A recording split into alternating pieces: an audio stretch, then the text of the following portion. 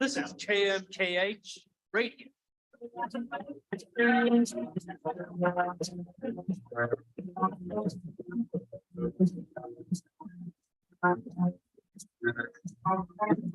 can never know what it's like. Your blood like when a fusion just like ice. And there's a golden lonely light that shines from you. You wind up like the wreck you hide behind that mask you use.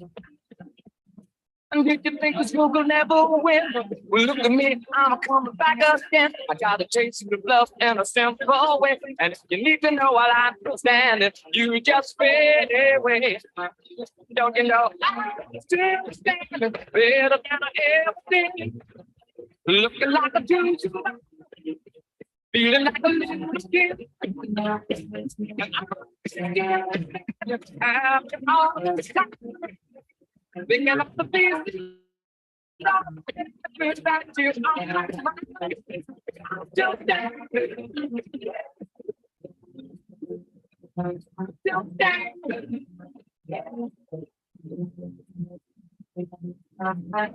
What the never could hope to win. You're starting down the road, leaving me again. The threats you made were meant to cut me down. And if my love was just a circus, you'd be a clown by now.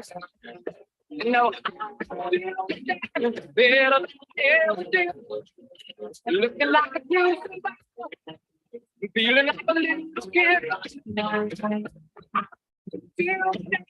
After all this time, picking up the pieces, with that you on my spine.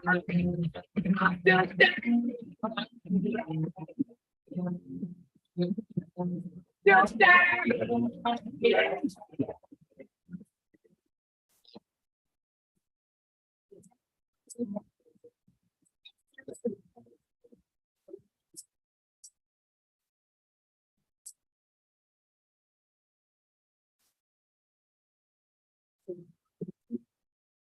better than I ever did. Looking like the truth. Feeling like a little kid. Better all this time. Picking up the pieces. With that you on my spine. Still standing.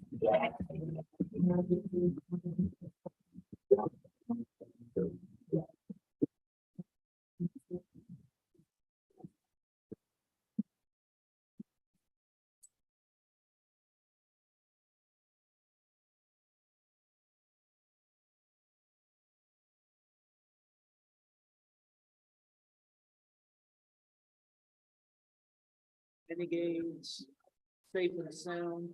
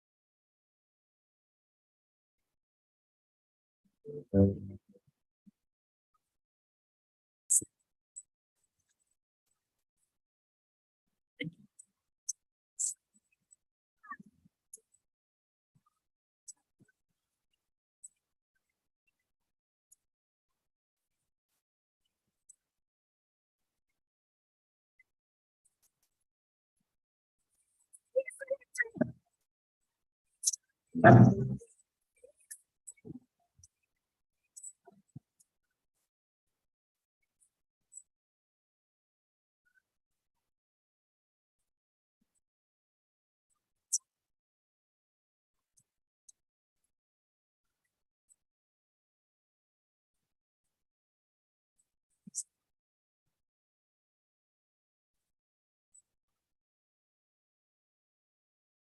do you need a plug? Oh, I have it. Okay.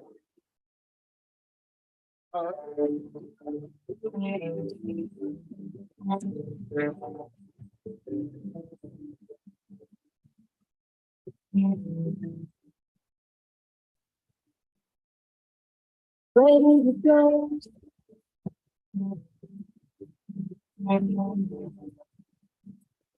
Ready to go.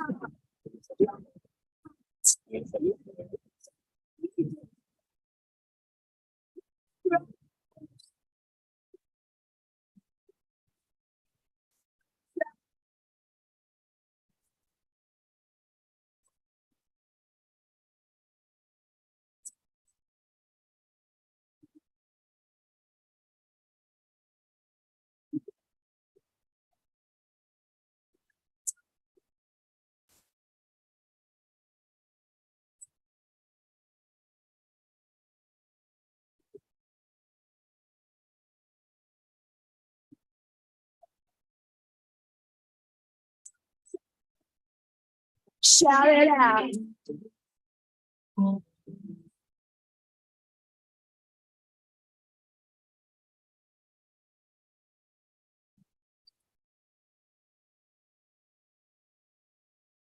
Ready to go.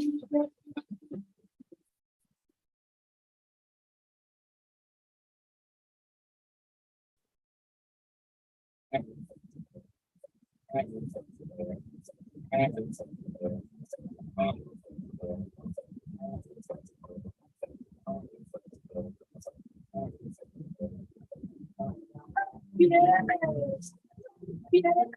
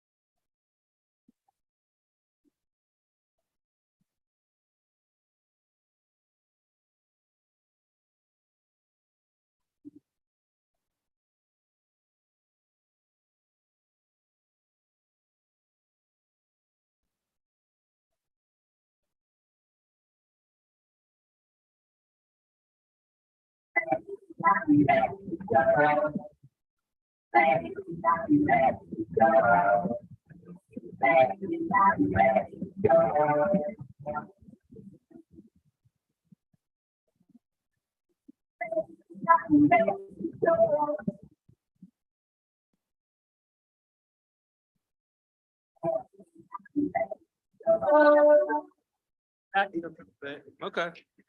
Nobody's. I'm gonna turn it down. I tried that. All right. Yeah.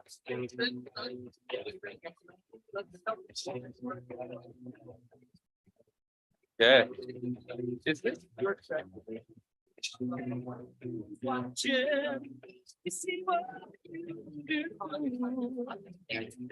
Somebody put a check up here. I don't know what it is. So I'll have to ask. One of these mics are on here. None of them are. You give one of these to Dan. Get it right. Get it right.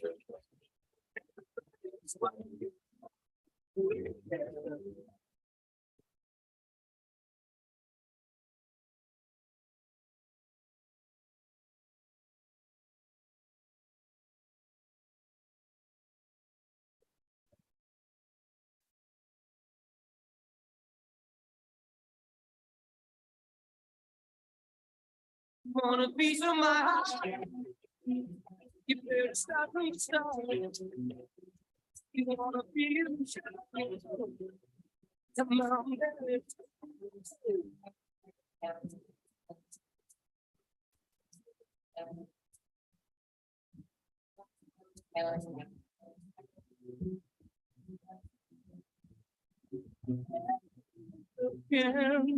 To see it with you.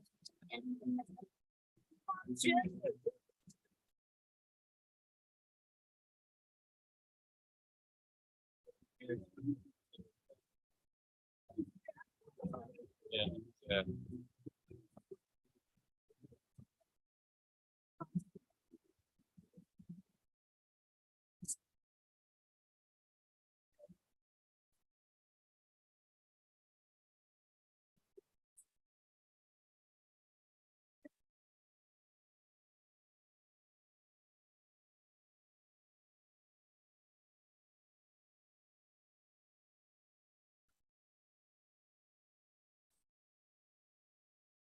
Want a piece of my heart? You better stop and start.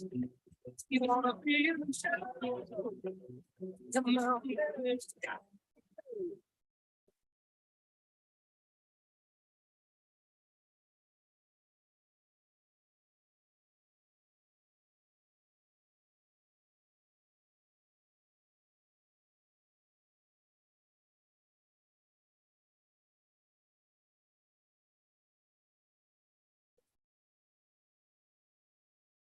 You want a piece of my heart?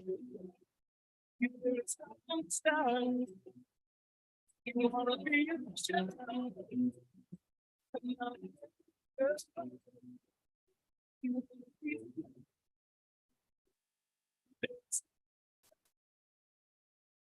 wanna feel the shadow.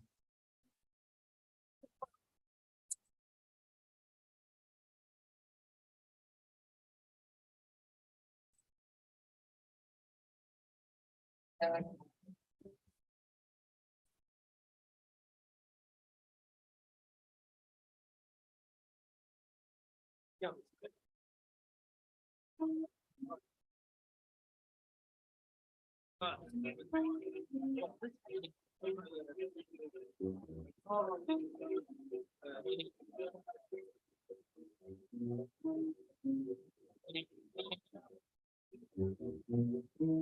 Last night I had a strange dream. I sailed away to China in a little rowboat to find you, and you said you had to get your laundry. Didn't want to know what told you, and you said, break my stride.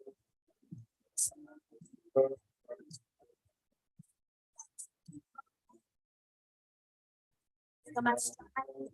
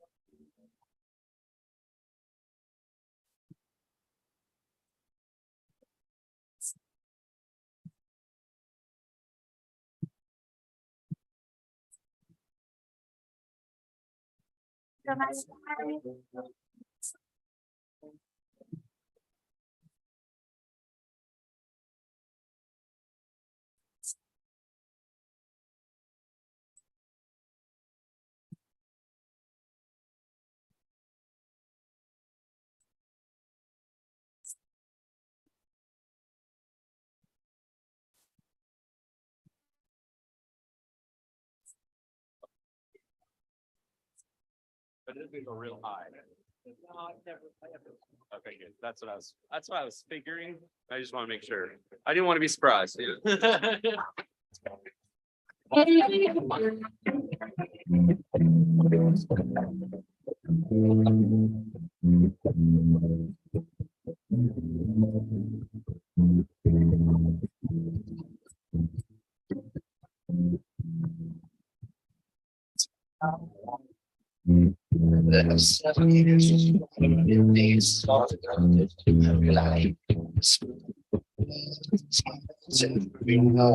Would you stay so?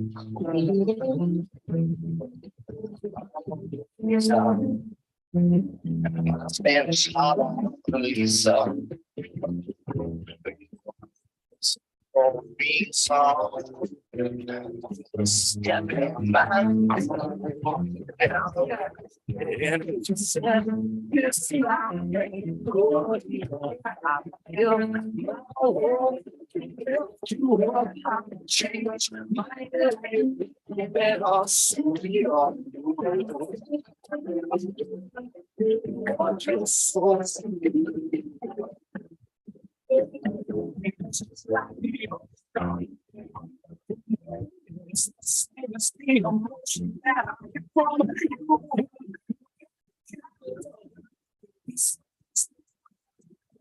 No how to make your real hearts forget about that.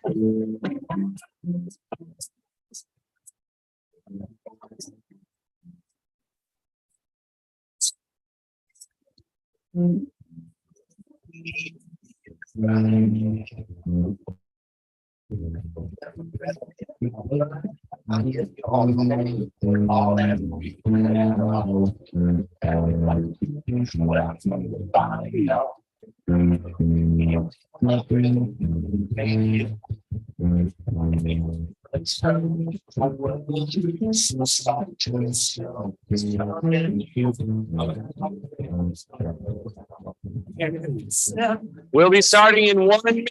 1 minute. Yep.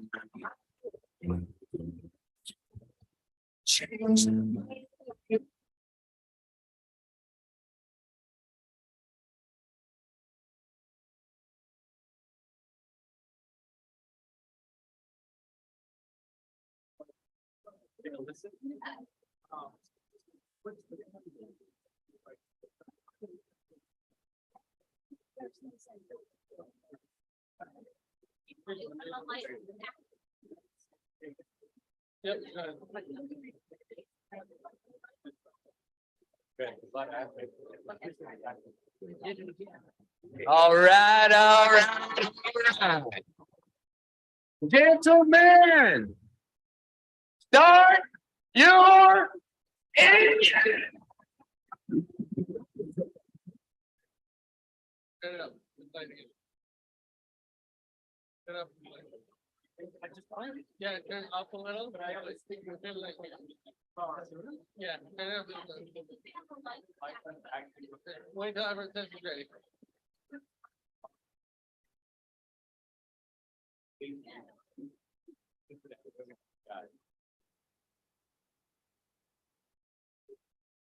All right, I think we should go ahead, yeah.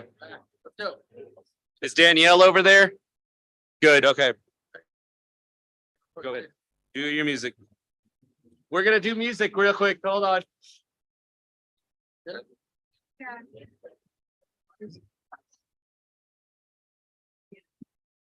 it doing? I can't hear anything. Hey guys! Yeah. And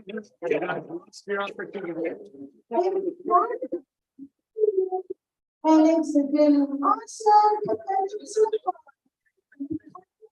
Everybody is so much. And having so much fun. That we're gonna be able- So, the movies. Open. All right. You and magnifier and a very expensive and we got cookies. Cookies? We got Girl Scout cookies. We got cookies from New Zealand and oh, thank you. Hold on, and we will be receiving a gift card from for $20 at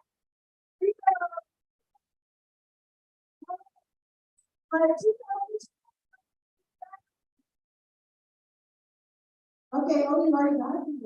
Okay. Milt.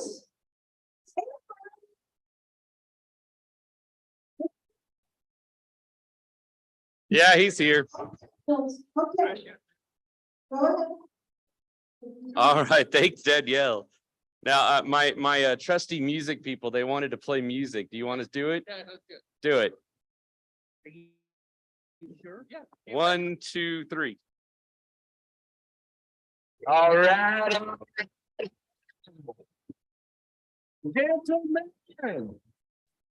start your engine.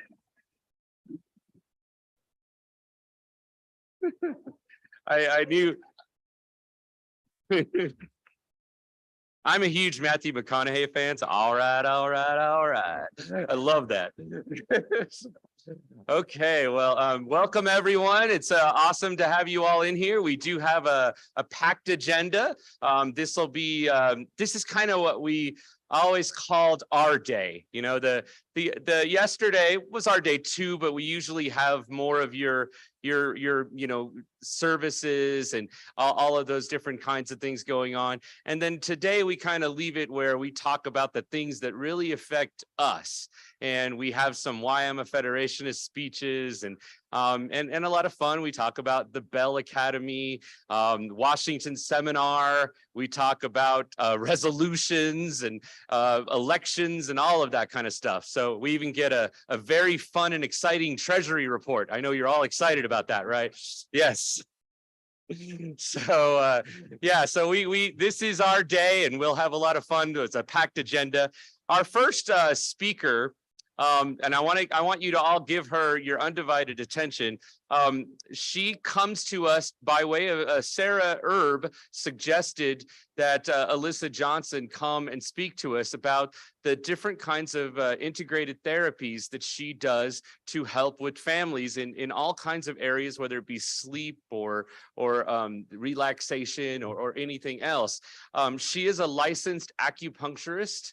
She manages an integrated health department in Cincinnati, Ohio. She used to work work at the Primary Children's here in Utah, and that's where Sarah discovered her. They have continued to have a great relationship. And so we think you're going to really be excited about the program that she has for us today. So give a warm Federation welcome to Alyssa Johnson. Keep it from the surface. I needed your closer. Yeah, I needed that closer. The top of the pain of your hand. I needed to relieve that was deeper than the surface. I needed your closer. Yeah, I needed that your closer.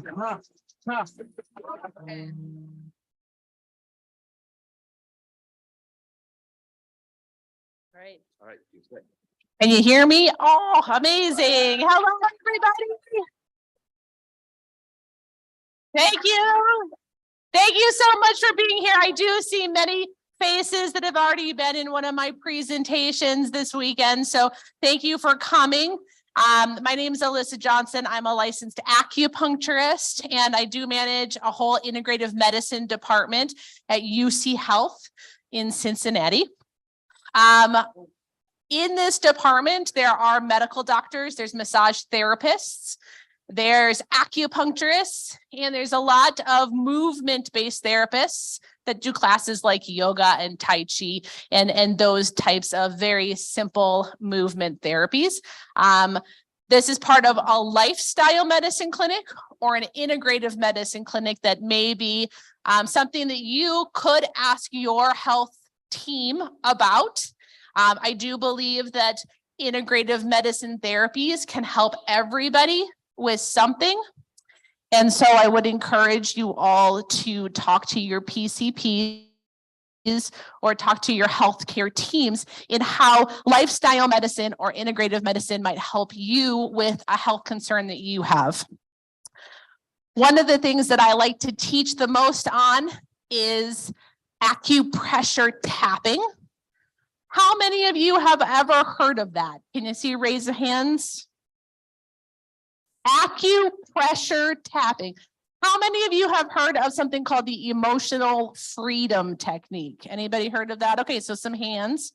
Okay, so what I'm going to do today, just because we're just getting used to, we just finished eating and we're all coming together, is I'm going to kind of encourage you to follow along with learning 12 tapping points to do in a series that will help increase your energy, help with circulation in your body. Okay, so I'm going to do my very best to verbally guide you through this.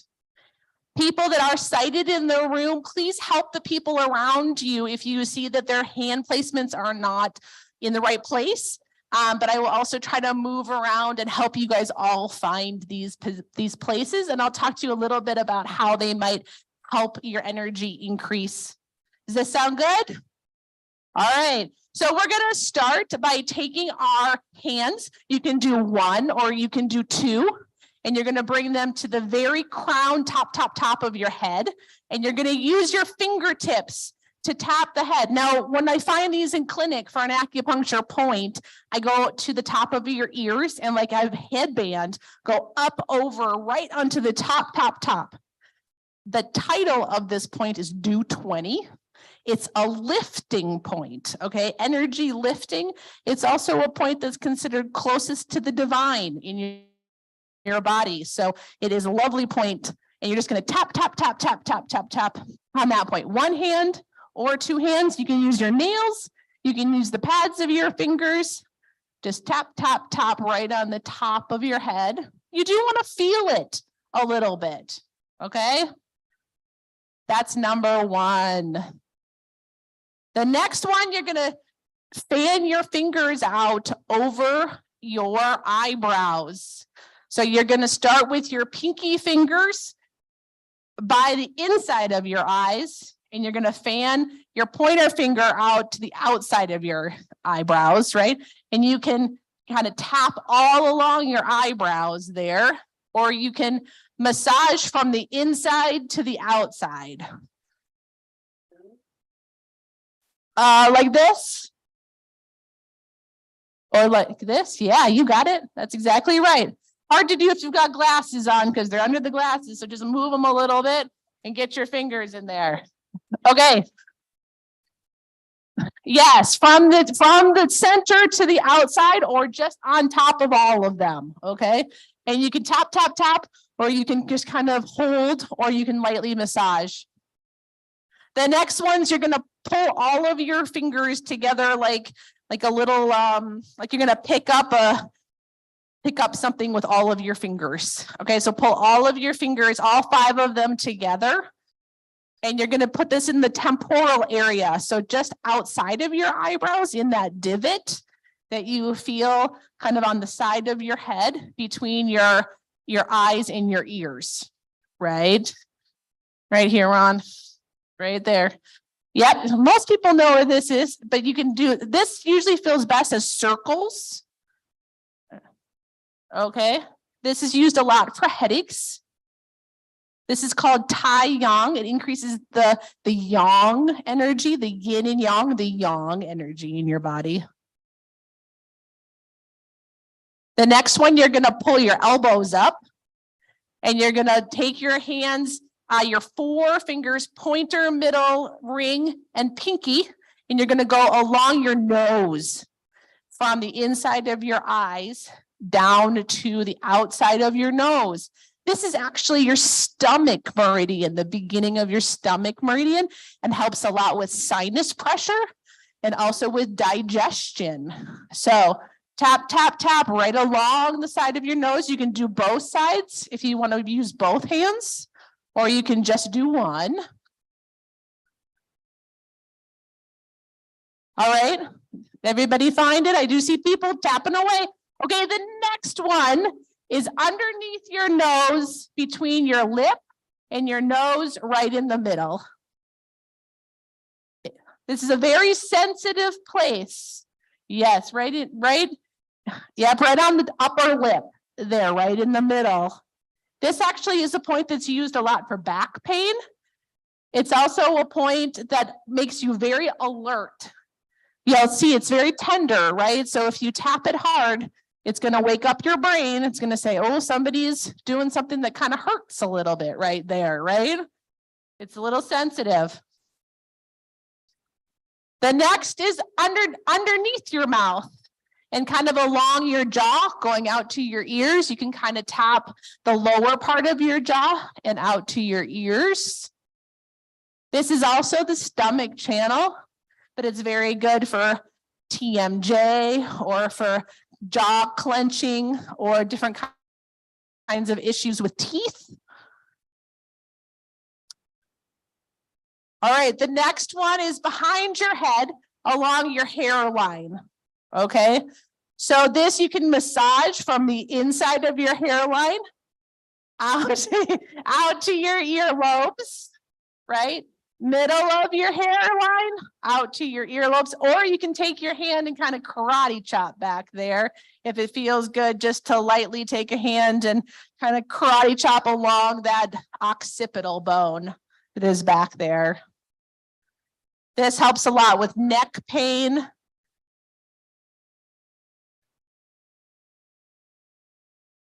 All right, the next one then is under your clavicle bone.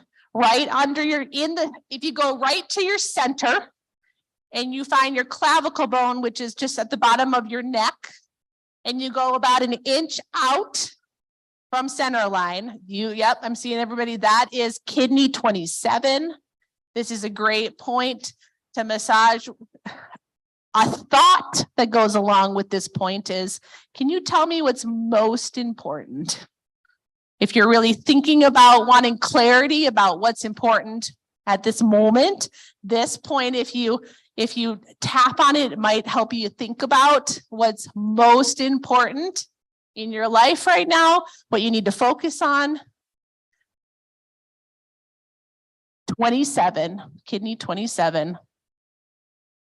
All right, the next one is under your armpit at the level of a nipple. So you think about where your nipple comes over and down the side underneath your armpit, where those two areas would come together is where the next point is.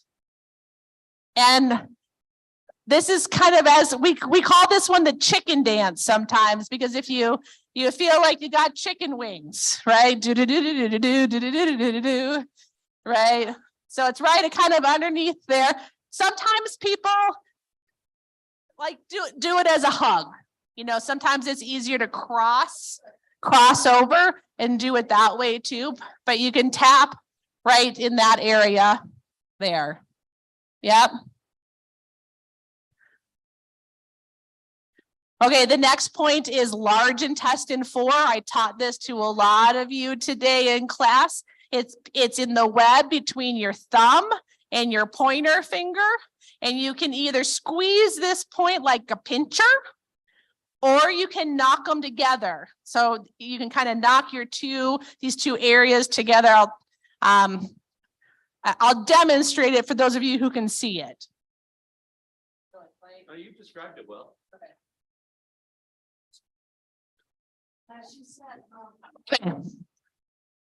The next one is small intestine 3, which I also taught a lot of you today. It's on the outside of your hand. If you follow your pinky down to the far side of the knuckle, on the outside of your hand, in your palm, you'll feel a crease there, but it's where the crease of the palm comes to the outside of the hand, and it's on the hand side of the knuckle. That's right. You got it, Ron. Yep. And then you can either touch on these, or once again, you can knock them together. A lot of times people just take your two hands and knock that together. Yes. Yep. It doesn't matter if what finger, thumb, other hand, knee, nose, it doesn't matter what you knock it on. Okay, and then the last one are the insides of your wrists. Okay, so you knock the insides of your wrists together. These points actually are very well known for emotional regulation. This is a heart, a pericardium, and a lung point on your arms that are very known for emotional regulation, for calming you down, for helping you process emotions. And that's it. So that is the process.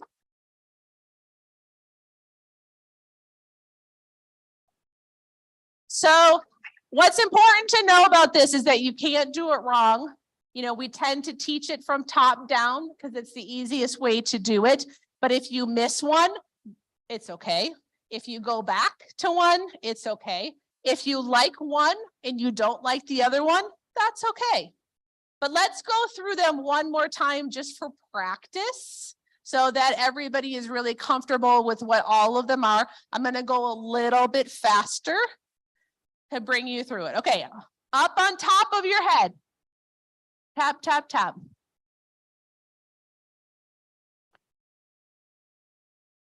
Over your eyebrows.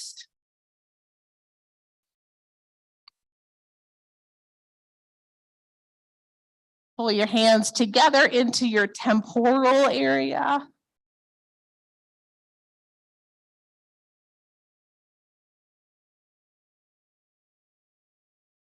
Four fingers along your nose.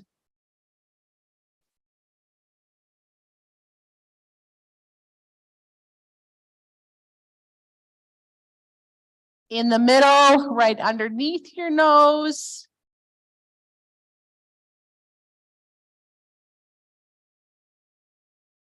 Under your jaw, all along your jaw, really focusing on the middle and all the way out to kind of your ears.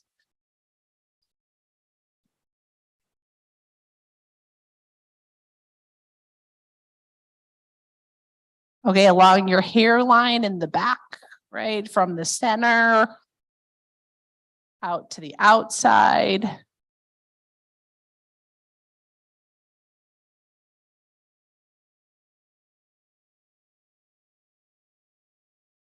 Under your clavicle bone.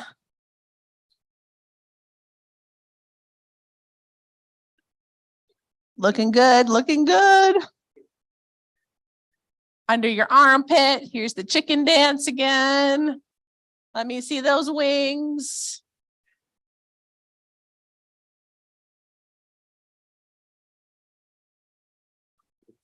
Large intestine 4 between your thumb and the pointer finger on your hands.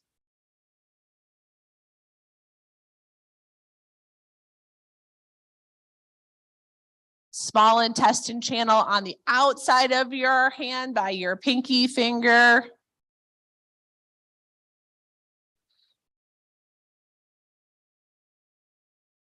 Your wrists together.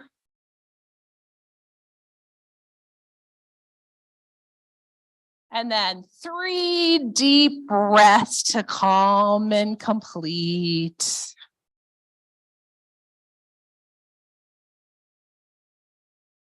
Amazing. Anybody have any thoughts on that experience for themselves? They want to share anything? All right. So how many of it was relaxing? You feel? All right. How many of you actually say it was actually kind of energizing, actually? All right. So something that's really interesting about touch is that it can have either of those effects on you. So let's try something else. Let's go back to large intestine 4 on your hand. And let's just hold that point for a minute, just softly, just gently hold that point. This is the one between your thumb and your pointer finger. Okay, just gently touch that point. Okay, the next thing I want you to do is just small little circles on that point. Yep, you got it. Now I'm going to have you tap, but very slowly. So listen to me. Ready? Tap, tap, tap, tap. Okay, now tap fast. Tap, tap, tap, tap, tap, tap, tap, tap, tap, tap, tap, tap, tap, tap, tap.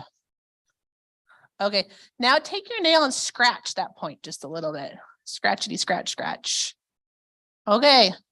Do you feel how those different sensations feel so different on those points? So we tend to think that the fast tapping and the scratching energizes the body. It brings energy to those points. It kind of awakens the tissue, right? And it really energizes the meridian or the point. The circles, the slow tapping, or the holding tends to calm, tends to relax, tends to have a more sedating effect on the point, okay? So if you're gonna wanna do this tapping or any kind of prescribed or more prescriptive tapping sequence that a provider might give to you, I want you to think, am I doing this at 3 o'clock when I need to get more energy? Maybe I should tap faster or scratch the points or feel the points more. Or am I going to do this series of points to relax at night or calm down from something? And if you're going to choose it to calm down, you might hold, right? Massage in circles or tap really slowly on these points. And I think if you see that when you practice and you play around with these, that it's true. Some of it calms you down and some of it will make you more alert. So that is really the one thing I wanted to teach you guys all today, because I feel like if you learn something, you'll practice it at home, right? And when you practice it at home, maybe it'll interest you in learning more. And maybe if you learn more, you will consider going to a massage therapist or an acupuncturist or talk to a complementary medicine provider about how it might be able to help you.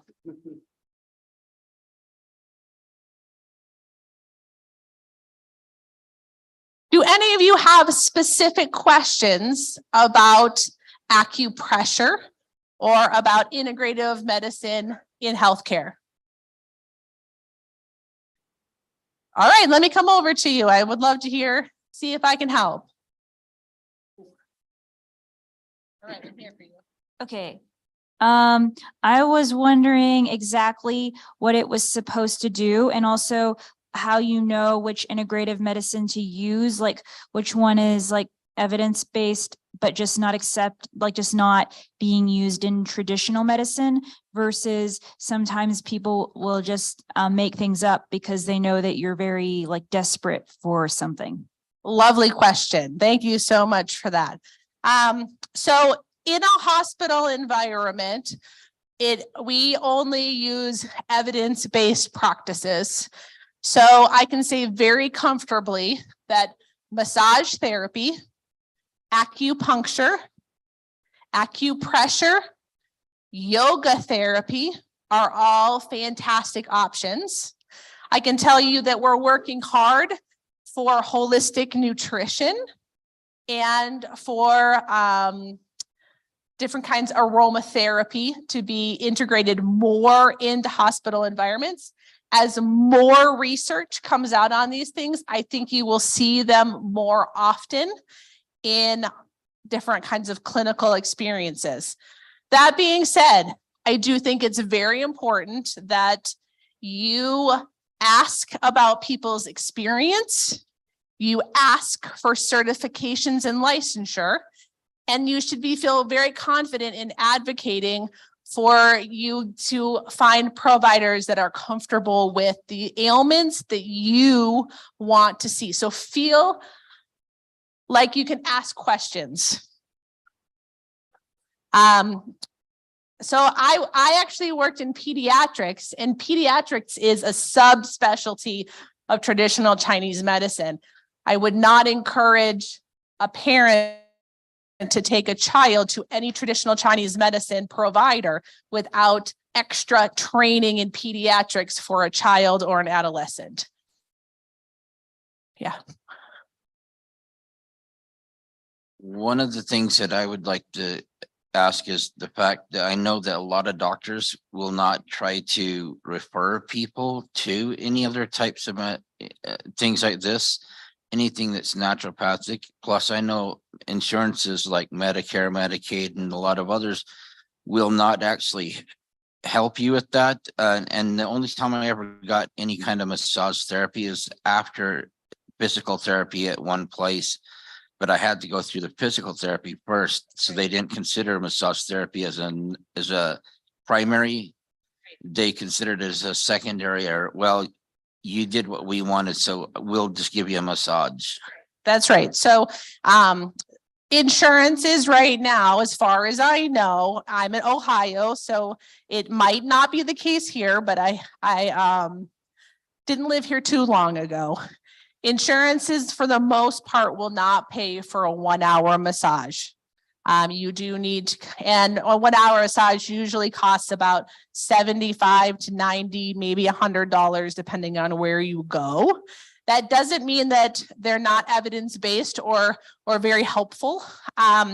They are seen in the Western medical world as an adjunct therapy in PT sometimes. So a physical therapist or a physical therapist aide could do 15 minutes of massage as an adjunct therapy to PT and bill for that, which is about $15 they can bill for you to get a little bit of a massage after a PT, but they can't bill multiple sessions.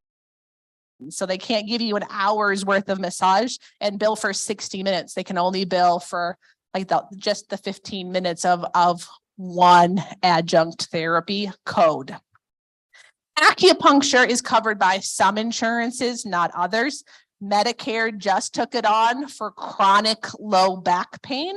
Medicaid will do it for 13 different ailments. So if you have an insurance, I highly recommend you call your own plan and ask if they cover acupuncture and what the limitations around it are. Acupuncture is widespread in the VA now. The VA is doing a ton of research. They're helping us out a lot because a lot of patients of the VA are getting acupuncture and getting great results. So more and more insurances are covering acupuncture at this point. It is worth a phone call if that's something that you're interested in doing. Did that answer your question, sir? All right. All right. Do I have time for one more? One more. Go All right, for it. one more question over there. Oh, I'm coming. I'm coming. Okay. Okay. Yeah. Oh, thank you. Well, I just want to know, when you asked us if we ever heard of tapping, you also said, have we ever heard of emotional something? What was that? Yes. Okay. So there's something called the emotional freedom technique, and this is used with the same tapping that I went over with you. But a lot of psychotherapists put some positive affirmations or some mental work on top of these points to help you process things in psychotherapy, counselors. So a lot of times people have heard of the emotional freedom technique. I don't add the counseling part of it because I'm not a therapist. But if you look it up, and if you are interested in it, there are some additional positive affirmations and words of encouragement or questions you can ask yourself while you're doing these tapping points that also have a very positive effect on your well-being. All right. Thank you very much for having me. I really enjoyed being here. Thank you, Alyssa. Thank you very much. This is awesome. Thank you. I was really pleased when Sarah brought the idea to me about Alyssa. You know, and I really when I had a nice chat with Alyssa, you know, I wanted her to make sure that she did her demonstrations, you know, in a blindness specific way. And I think she did that, don't you? Yeah, very cool. Thank you. Danielle, give us a door prize. Katie Chevalier, come on ahead and come on up front, please. Fun gifts together. So I want to tell you about you. So we have a beautiful necklace, and a silver, really pretty necklace. We also have a necklace for fun, like fun doing, we got mats, we got some girl tattoos, and we'll have some back products. So that is gonna go to.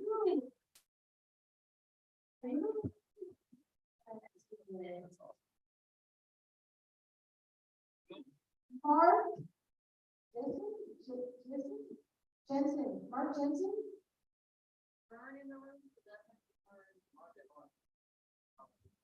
Oh, Okay. we get to draw again. Thank you, Ron.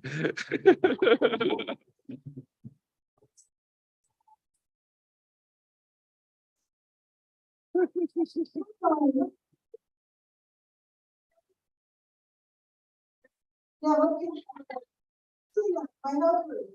Give me a good one. James Bybee. He's not here.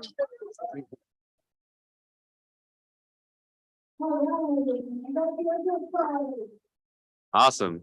Okay, moving right along. I'm excited. I hope all of you are excited that we are going to be having an in-person Utah Bell Academy this summer.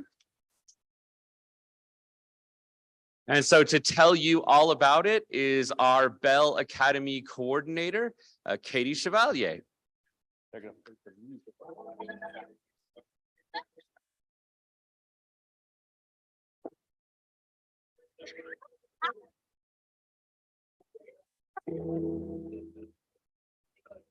Let it go.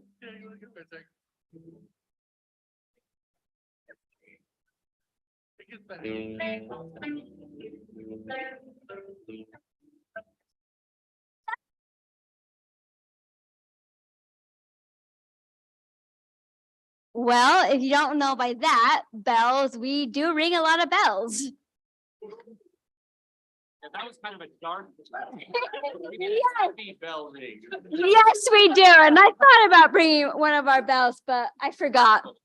Toddler mom problems. So in 2013, Wendy Bybee asked me to come help with Bell.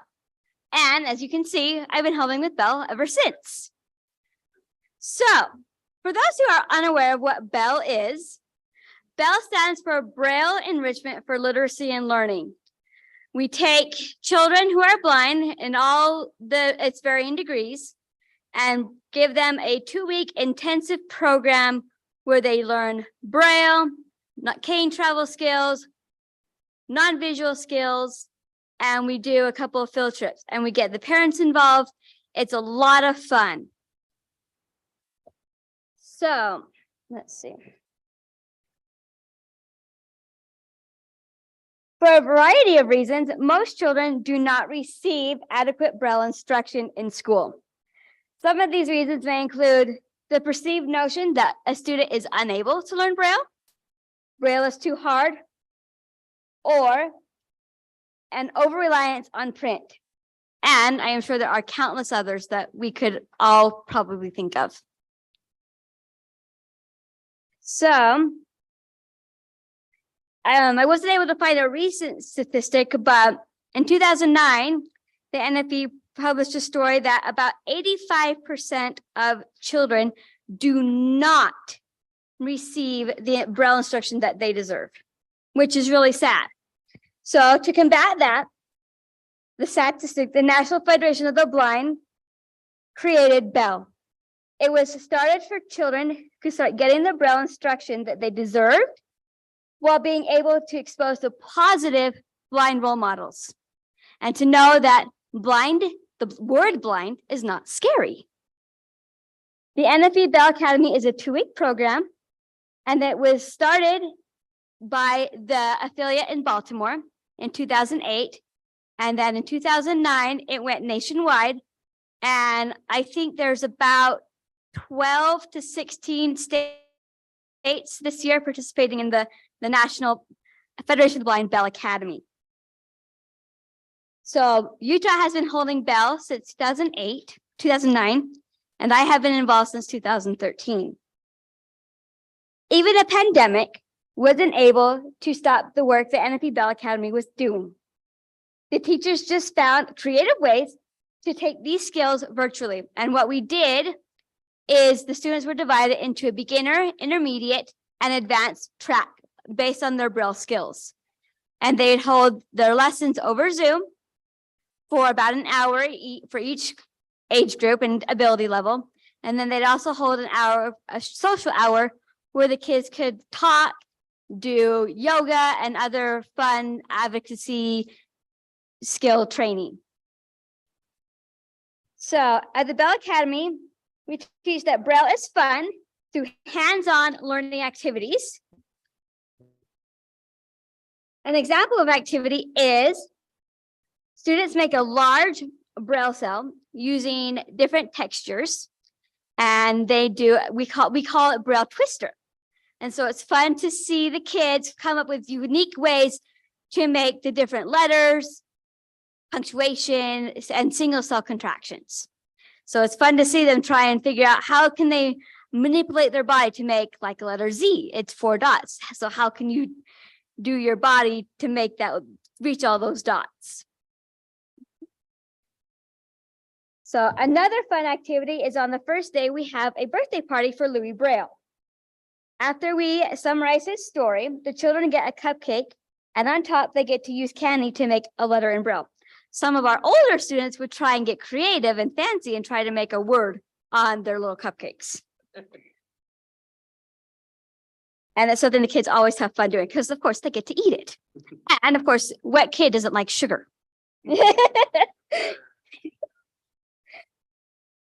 So the students also work on the Perkins Braille Writer. When they work, we've had problems with them not working sometimes. And we also introduce them to a slate and stylus, which some kids have never had that exposure to. So we also have, like I mentioned earlier, we have 2 field trips that we do, one each week. Some of the fun things that we've done in the past is we've gone to Thanksgiving Point to the Natural Museum of Curiosity. We've gone to This Is the Place. Last year and this year, we are partnering with the school for, library for the blind, and they're going to do some fun activities with the kids, which is always fun, and get the kids signed up through the library for the blind. And it gets the kids excited about reading. One unique thing about the Bell Academy is we use sleep shades, but we rename them learning shades. Some of our students come with no residual vision and are told they must maximize that vision, even if it is dangerous or unreliable. Learning shades help students learn a skill non-visually, and they are able to get older. They can use that skill no matter what the environment may leave for them. And if their vision is a progressive one, they'll have that skill even if that vision may deteriorate over time. Even our children with no residual vision have fun decorating their learning shades, and they are proud to have them. And one year we had a couple of junior mentors through our Project Strive program, which is sad we don't really do anymore. They challenged our students to use the learning shades as much as they possibly could. And these older students took on that challenge and they grew in confidence. That's one of the great things about Bell Academy is it gives the children the confidence that they need to say, yes, I am blind, but it's just a characteristic, just like my height, my eye color, my hair, or any other hobbies or interests. It teaches them that blindness is just a characteristic. Let's see. Another success story out of Bell Academy is last month at the Braille Challenge, I ran into a former Bell student who is now a junior in high school who was excited to have competition in her Braille skills at the Braille Challenge. And she is excited to do the Utah Work Introduction Network program this summer, or UWIN, if those who know what that is. She is a confident young lady who I know will do great things in her future, thanks to her great start in the Bell Academy and for positive role models. 2 weeks isn't very long, but in that time, I have seen children come as timid Braille readers, cane travelers, and even blind people. 2 weeks later, they leave knowing that they can achieve their goals, they can live the life they want, and with the right training and skills, they can. So, any questions at all? How many students do we have signed up so far? As of right now, I haven't looked for a few days, we have 10. Well, we have 11 students, 10 who are doing it in person, and then 1 who is doing it virtually. Nice. That's awesome. And some are repeat students, but about half are new students. So that's awesome. And so if there are any parents in the room who are interested in Bell, and you have not registered, please do so by May 1st, just because we want to make sure we have everything we need prior to Bell starting on June 12th. So thank you.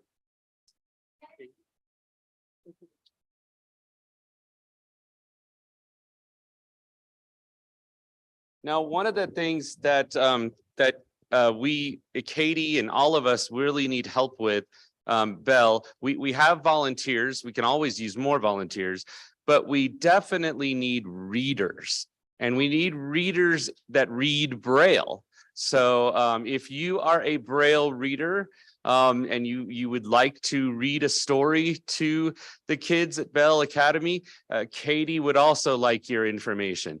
And so Katie, what's the best way to get a hold of you?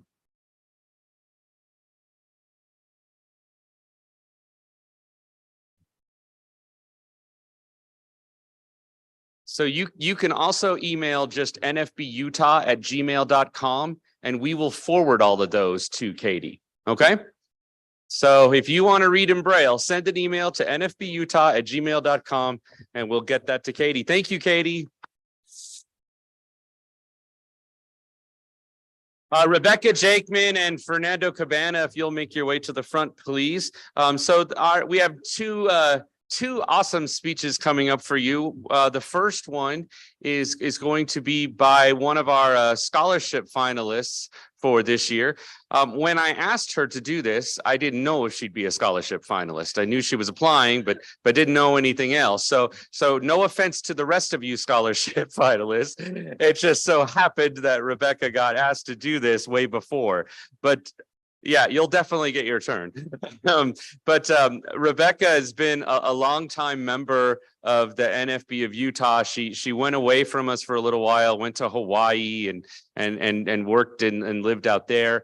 Where else did you live and work? Washington. Washington as well. And so we were really excited to get her back and her family back. And so yes. Yeah. You can leave Utah, you just have to come back at some point, right? That's the rule. Got it, Dan and Jennifer? Yeah. Mac and Sonia too, okay. All right, yes, so we're really excited to have her back. She's doing a lot of great things. She's in a graduate program at Brigham Young University. She's actually teaching and doing a lot of great work there. I'm excited for you to hear from her. I also wanted to highlight people from Utah County since we're in Utah County this time. So pretty awesome. So give a warm round of applause to Rebecca Jakeman.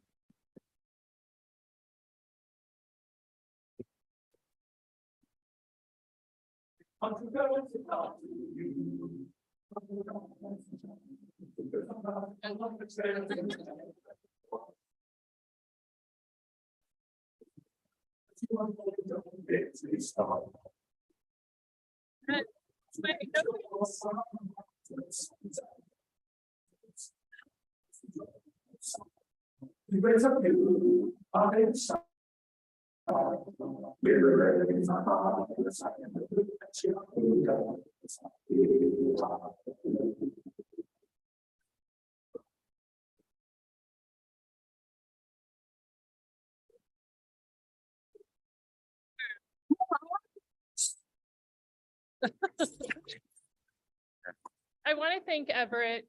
Here, I want to make sure you can hear this. Okay. I want to thank Everett for this opportunity to speak. And I also, this is kind of off topic, but I just wanted to thank the Spanish division for the party last night. It was awesome. So I'm 44 and I don't get many chances to do a mosh pit, and it was great. Yes. So, okay, so our topic for this convention is to find our fit in the movement. And as an English major, of course, I had to take FIT and turn it into an acronym. Faith over fear, inspiration, and together. I remember the day when I was 23 years old and I was in the doctor's office working with a specialist in Salt Lake. And he said, Rebecca, we have tried everything. We have tried laser surgery. We have tried cataract surgery. We have tried reattaching your retinas. We have tried steroid shots directly to your eyes. We have tried steroid drops. We have done everything we possibly can. And there's nothing more that I can do for you. And I just looked at him and I was like, that means I'm going to be blind. He's like, oh, no, don't worry. You know, technology is getting really good.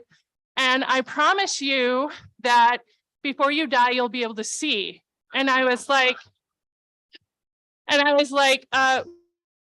what's the likelihood of that? He's like, well, when we're able to do brain transplants, we'll be able to do eye transplants and you will be able to see. And I looked at him and I'm like, I'm not dumb.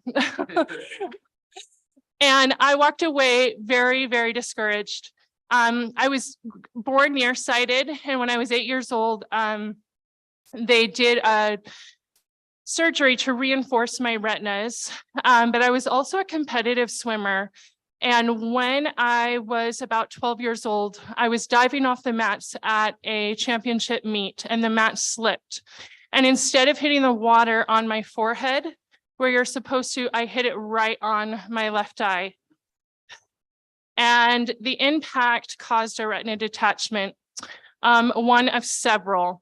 And each time I went into the doctors and had emergency surgery, they promised that they would be able to save some vision, but it was never quite the same as having all of my vision. I was told when I was 14 that yes, I was legally blind, and then I needed to, I could read large print and stuff like that. But I was told, you don't need to learn Braille. That's just when you become completely blind. And that's really cumbersome to learn when you are only partially sighted. Big regret.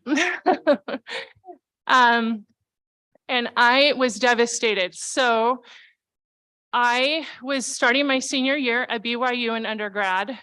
And I was told that in order to do rehabilitation as a blind person, I would need to quit school and do rehab. And I decided, no, I've got to graduate. And I was still kind of in that ignorant stage of denial. And so I lived that entire year as a sighted person without sight. So I would type my papers and have to memorize exactly what I was typing because there was no room to do backspace or correct my papers. Thankfully, I had a very nice roommate who checked my papers. I had to walk sighted guide everywhere. And I was discouraged. I was depressed. I did get some training, but they put me in an apartment and without really having a cane, and told me that I would need to wait there over the weekend until they came to pick me up Monday morning with nowhere to go.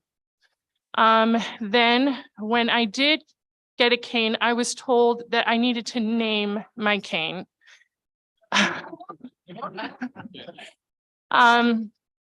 It was difficult using the cane. I constantly got it stuck in things. I constantly stabbed myself on accident when I did get it stuck. And for about 6 weeks, I was given O&M training and I just walked up and down a hallway. And I was told that I would be mobile after this. Then I was given some computer training. I did learn how to use Microsoft Word, which was really nice, and I still use that today. But I remember after this training was all done, I went in to apply for my first job. And I sat down next to the lady and I showed her all these cool things I could do with my Braille note. And she just looked at me and was completely baffled. And I was completely baffled. I had no idea how to advocate for myself. And she's like, well, that's nice. That's cool that you can do that. We'll just let you know how things go, and I guess we'll be in touch, ? And I was just devastated. I'm like, I'm going to live a life in the corner. I'll never be able to get out. I'll never be able to do anything. This is horrible. Well, then on the scene in his super cape came Norm Gardner. And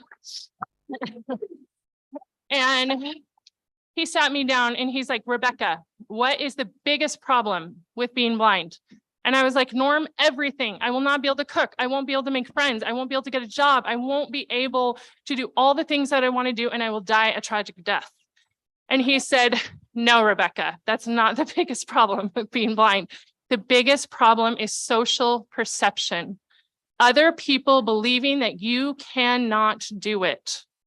He said, Rebecca, and the dangerous thing about that is when they believe that you cannot do it, you will start to believe that you cannot do it. And you can do it, Rebecca. And that was the first.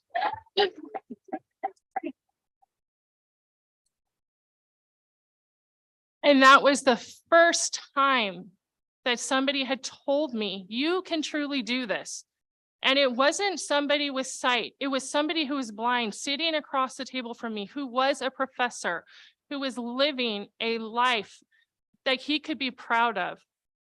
Then I went to my first convention and I brought my little cane that I was trying to use that wasn't working very well. And my husband turned to me and he said, everybody else here has these really long white canes. Maybe you should try that. I was like, no, I got my cane. I'm good. And he's like, well, maybe you should just try it. Like, this is how they're using them. And Kara Campbell was there and she said, you can, hold mine and I'll show you how to use it. And I was like, these are huge. And I tried it. And I still remember, it's one of my favorite memories. We went down to the Ohio River and we were watching fireworks, but I wasn't watching fireworks. I was with Ron Gardner and he's like, Rebecca, you're gonna learn how to use this cane. And he handed me a cane and I was ecstatic. It was longer. I could walk faster. I didn't keep stabbing myself in the gut. It would bend. It would actually work with me. And I remember later thinking, oh, that's too bad I missed the fireworks. Here we were celebrating independence and I was too busy with my cane. Little did I know that that was the day of real independence for me.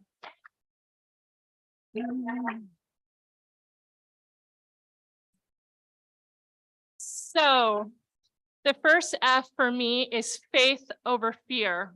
And when I say faith, although I am religious, I am talking about faith in ourselves, faith in me, faith in the movement, faith in that collective action together. We can overcome fear, deep-seated fear that stops us from trying and doing things.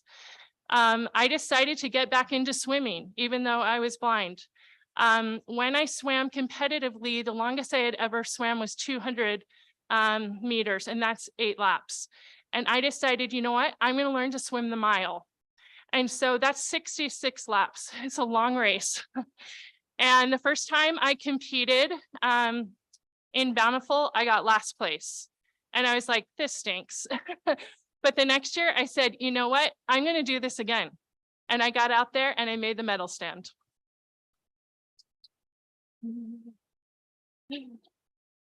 And then my husband and I are like, let's not stop there. And we swam the Columbia River. We swam across it. And then when we got to Hawaii, we said, let's do a 2-mile swim in the ocean. And we did it. And there were 700 swimmers. There was a lot of people, but we not only swam it once. The first time we swam it, we realized we were swimming kind of against the tide. So we're like, we got to swim it with the tide. And so we swam it again and cut 30 minutes off of our time. So I don't say this to brag. I say this because I had learned and have been taught, if I believe in myself, I do not have to be scared. I don't have to be scared of trying things and getting back to things. When I was offered a teaching job at BYU, I was terrified. I know there's a lot of blind teachers, but I had never done it. I had not really taught as a blind person. And I went to the training with everybody else. I was obviously the only blind person there. But I just started to think, okay, how can I do this? I've never done a lesson plan. How am I going to do slides? How am I going to grade papers? And I just decided to take one step at a time. And I now teach in 2 classrooms. I interned in a 3rd in advanced writing. And I was really touched because the professor I was interning with, she's like, I cannot believe that I'm being paid to teach you, because in truth, you are teaching me, Rebecca. I'm learning a lot from you.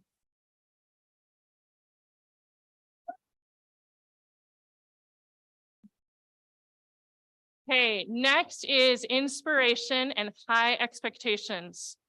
When I went to my first convention in Louisville, Kentucky, I was inspired by teachers and lawyers and writers and every profession on the spectrum, people who are proud to be blind, people who are contributing to society.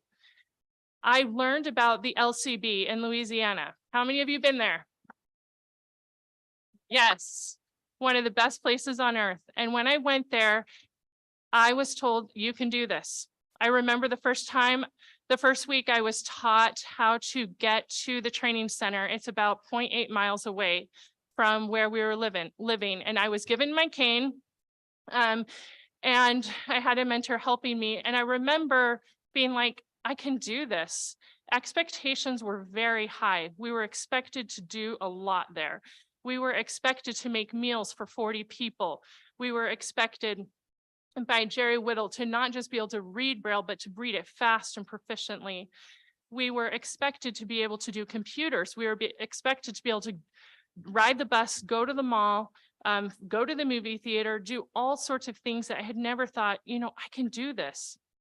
And I remember I went to one day, it was the end of my first week, and I was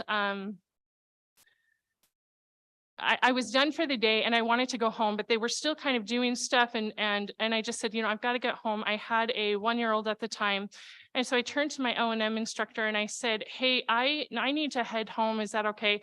And I had never done the route from the center to the apartments on my own. He's like, yeah, no problem. Do you have my cell phone? I'm like, number. And I'm like, yeah, I do. And he's like, okay, just give me a call if you have any issues. And my mouth dropped. I was like, you're not going to stop me. You're not going to follow me. You're not going to get a cab for me. You're really just going to let me go loose. And he's like, absolutely. You've got this, Rebecca. You can do this. And I got my cane. I walked out and I made it home.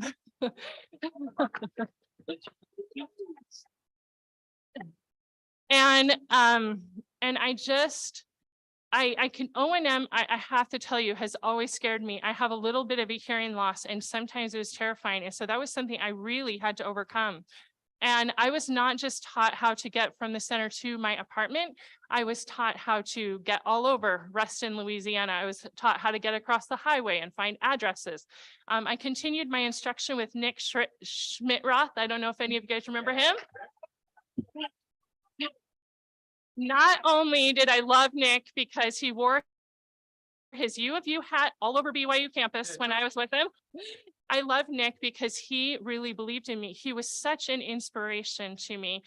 I remember walking in a mall with him, and malls are loud and echoey. And we were walking along, and we were trying to find a store, and he stopped and he's like, Rebecca, you're being really hesitant. And I was like, Nick, I don't want anybody to notice me. I'm super embarrassed. And he's like, Rebecca, you're 9 months pregnant with sleep shades inside a mall. You are going to be noticed. Own it. You're good. And I was like, you're right. You're right. I need to believe in myself. And so I was really grateful for that. I was grateful for the inspiration of so many people. And honestly, I know I'm going to forget, but I'm grateful for Kara Campbell and Sherilyn Johnson. And I'm grateful for Ron Gardner and Jan Gardner and Norm and Maggie and Everett and so many people who helped me.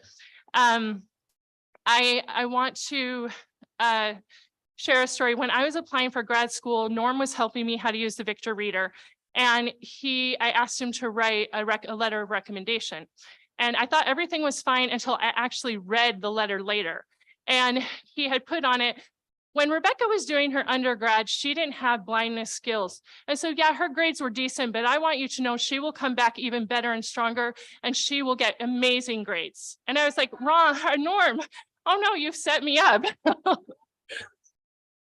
And I was really nervous. I was like, I wasn't nervous about disappointing my professors. I was nervous about disappointing Norm Gardner. But I am pleased to say, with the help of accessible equipment that I received and some hard work, I don't say this to brag, but I have a 4.0 and have had a 4.0 every semester. And I only say that to get the point across that high expectations allow us to rise to high expectations. And I am grateful that Norm put that on, that he pushed and encouraged me to try harder in grad school, to not just settle, but to really push myself. The last T is for together. When we are together, we are stronger. I remember when Kara Campbell threw me a baby shower for when I had my son, my first child. I was really nervous about being a blind mom, and she was such an example to me. I remember when I started grad school, and I was really nervous. I hadn't been into school in 20 years, and I called Everett and I was like, hey, I'm thinking about doing this. I'm getting a little bit of pushback. And he said, Rebecca, advocate for yourself. You can do this. No problem. He helped me get equipment. Jerry and Quinn helped me learn how to use computers again. So many people assisted me. Marnie also helped me get equipment. And I was so grateful because those things have helped me to succeed. So even though I am standing up here by myself, I really feel like there should be a crowd of people. Nobody in this room is alone. We have the Federation, we have family, we have friends that believe in us, that will help us have faith over fear, who will give us the inspiration to really reach for the stars and will be there for us. The last thing I want to say, because I'm an English major, you can break the rules. So I'm going to add another T to fit. The last thing I want to say is try. There are still things that I want to try. I tried a 5K because I've decided I want to try running, and that was super fun. I am working on a book that I am going to try to get published. I would say wherever you're at on your journey, try. You don't have to be perfect. It's progression, but know that there are people here to support you. I am so grateful to be a member of the NFB. I am grateful for so many people who've been a part of my life and who have blessed my life. Thank you.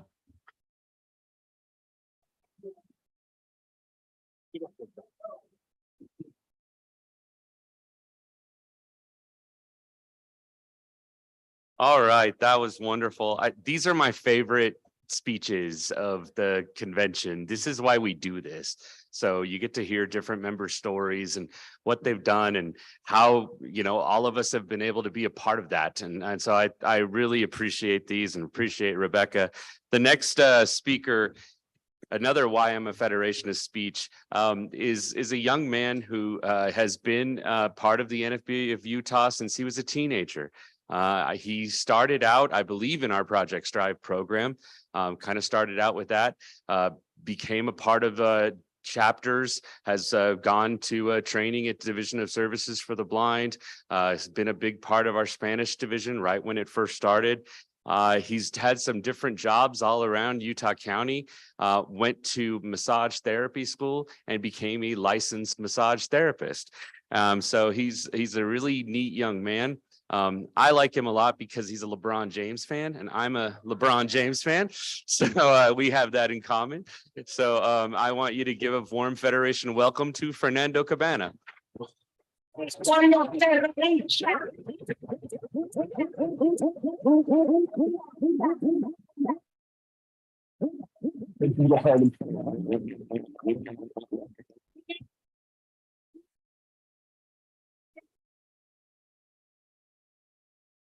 The podium.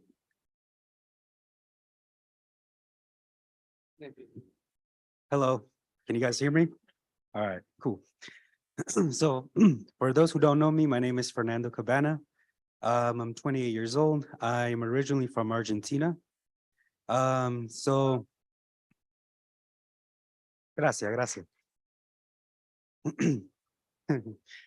So my blindness, so I have Leber congenital amaurosis from birth. So there's really not much for me to, do to increase or worsen my vision, which is good. I have light perception, so that means I just know when it's light and dark. I, use the computer, I read Braille. So a little bit about me. So I have had jobs in the past before massage therapy. It was a little bit hard at first because, going after school, which was awesome, especially middle school and high school. I graduated from Pleasant Grove High School, had awesome teacher of the visually impaired at the Alpine District. But then I went to the training and adjustment services, and that's where it all really set for me because I got to learn to really be independent, and there was a lot of times I messed up, but it was good because I got to learn a lot about myself, from making one wrong turn to getting lost to having to figure out how to get back to my track. And I remember, towards the end, we had something called a drop route, which your mobility instructor tells a driver to take you somewhere. You don't know where it is. They just take you and then you got to find your way to the blind center. And so when I did that and I was able to find it, that's where my confidence really set still, because I thought, man, if I can do this, now I learned to cook, I learned to clean, I can advocate for myself. And it was still a little hard too, finding jobs was a bit hard, because at the time I didn't still had a bit of a hard time advocating for myself as far as like how to tell people about the technology I used until I talked to Everett, because my voc rehab counselor told me, and he told me, it's simple, just do what you do. You know how to use a computer, you know how to use JAWS, and that's when I realized, okay, like I can't always rely on people to help me. So that's when I started learning to advocate for myself. I went to UVU for a little bit, was going to pursue a degree in computer science, but found out that it wasn't for me, just wasn't. And then decided I really wanted to be a massage therapist. And so I didn't know where to go about it, because at that time it was during COVID and everything was pretty much shut down, and it was all virtual. And that's another reason why I didn't want to go to UVU again, because of the online classes. And I found the school that I went to and graduated called Healy Mountain Massage School, which is located in Orem. And their main campus is in Salt Lake. And, I told them, hey, I want to be a massage therapist. And they asked me, why, and did the tour and stuff like that. And, but at first I didn't know if I would be able to get in, because, they didn't know how to accommodate me, especially with the books. And so, that was a little hard, but I was able to let them know, like, hey, you can do it in Braille, or you can do it in PDF versions, things like that. My screen reader will read it. And so they were able to figure it out. And so finished fall semester at UVU 2020. Then in 2021, I went to Healy Mountain Massage School. Everything was going really well. Met some really good teachers. At first it was hard because my the students who were beside, like with me, they didn't know how to help me. But the funny thing was, it was massage level 2 class. Everybody had to be blindfolded. And so they got to experience, yeah. They got to experience what it was like, and everybody kept running into each other. And, it was easy for me because I'm already used to it. So yeah, and it was awesome, the feedback that I got afterwards, because they're like, man, now, I was able to feel a lot better, pay attention to the body more, because I wasn't looking at it. It was just all by touch. And that was cool to hear. And so, graduated last year in massage school. I had to retake a class, but that's one of those things that sometimes you run into obstacles, but that doesn't mean you have to give up. If you have the resources, then you have the will. And if you have the passion for it, then you also have the will. So, continued and graduated. I've worked at various clinics and chiropractors within a year. Next week will actually be a year of me being a professional massage license.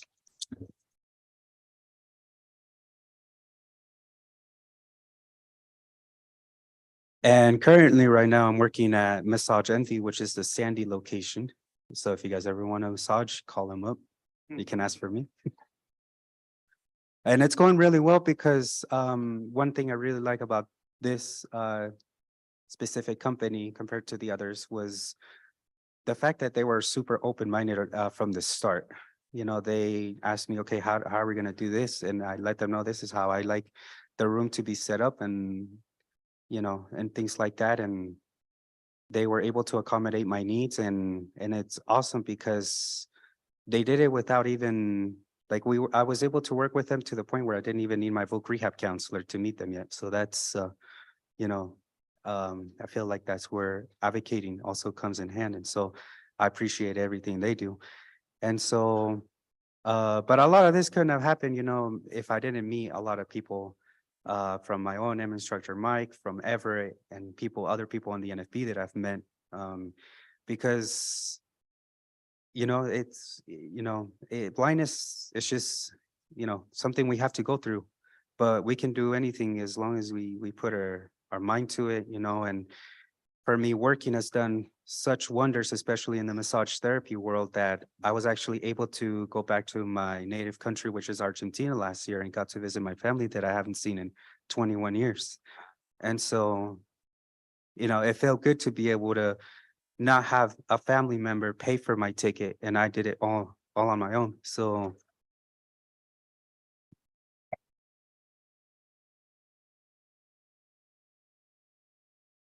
and yeah, that was basically, you know, my little life story right there. So I want to thank you all for listening. You know, I want to thank my mom, my dad for being here, and you know, thanks to Everett and the National Federation of the Blind of Utah for asking me to speak, even though, you know, I get nervous to speak in front of a lot of people. But yeah, hope you all have a good rest of your day. Great, buddy. Great, great job.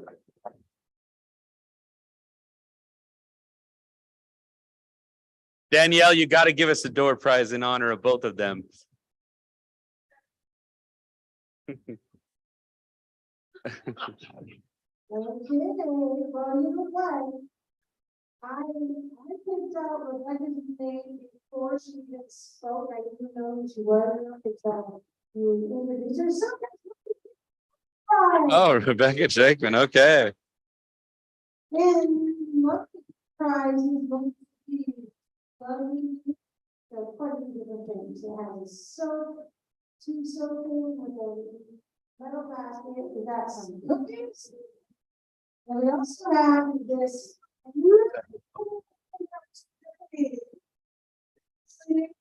whole, it has been, how do you say it, Navajo tree that is real. I put some other stuff with it, just a gift card that's worth $15, and another that next up with the jewelry. So that is your gift, my lady Rachel. Okay, and then the next winner, one more. Maurice, This is the big podium, the chair, table, and just to your right. Okay. Okay. So you can stay close by. Jack and Bradley. Go get her. Jason Walters. Jason Walters. Jason Walters. Okay. Uh-oh. Brindley Chair, if you'll make your way up to the front. Ken Duke. You got some girls, I know you for all that money. Thanks so much. Thanks, Danielle. Isn't Danielle wonderful? Yeah, she's great. She's an outstanding door prize chairperson. So grateful for everything she does.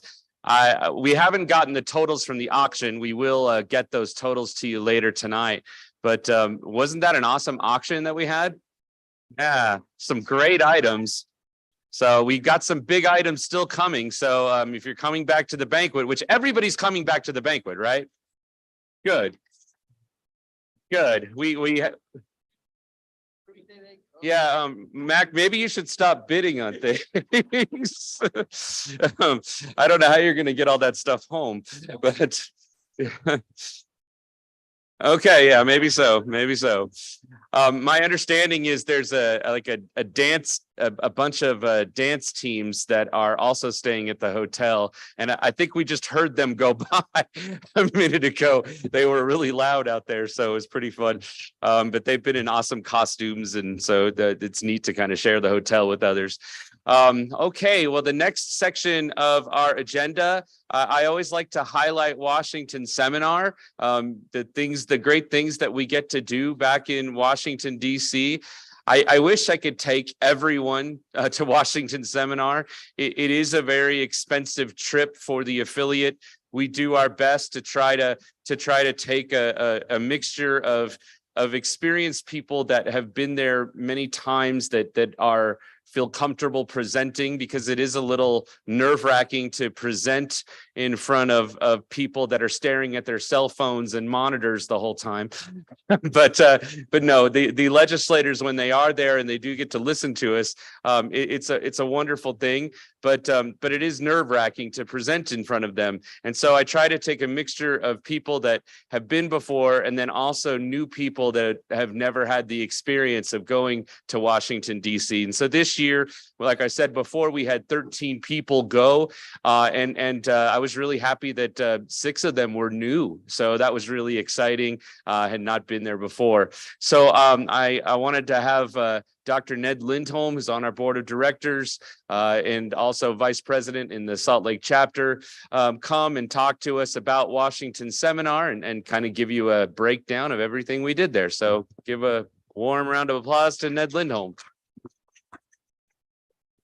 I like to move it, move it. I like to move it, move it. Yeah, I like to move it. What are you playing? I have no idea. What? Okay. Give it up for James Bybee. Or as I like to call him, the Great Gazoom. Washington Seminar. Well, when Everett first asked me to serve as legislative director of Washington Seminar, my honest first reaction was, does Angela know you're smoking something a little stronger than those cigars? I mean, seriously, when people ask my political leanings, my answer has always been away. I mean, I'm a guy who lived by the joke that if con is the opposite of pro, then the opposite of progress is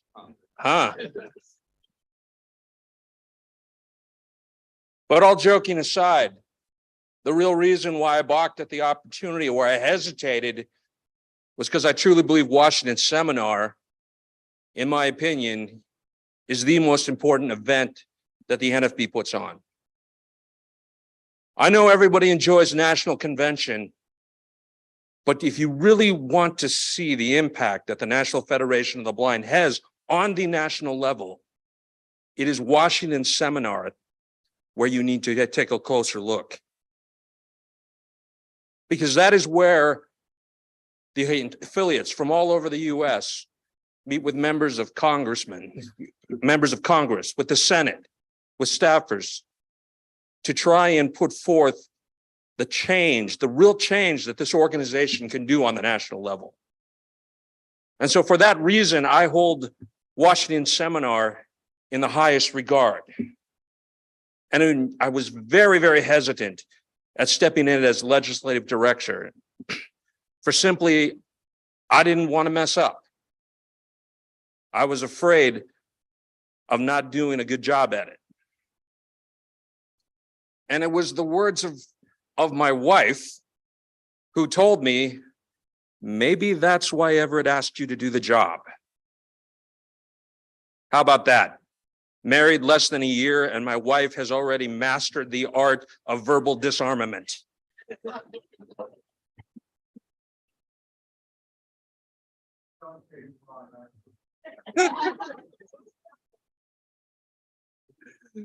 So I agreed to do this job. I agreed, remembering the impact that Washington Seminar can have. My first Washington Seminar was a few years back. And what actually made the impact on me was not the legislative direction that we took or the legislative initiatives that we spoke to their members of Congress about. It was the fact we had 2 bills in the House of Representatives. And within 1 month, the amount of co-sponsors went from 3 to 47, with all near equal amounts of support from Republican and Democrat. Marvel at that concept in this day and age. That is the impact of the work we do. And this particular Washington Seminar was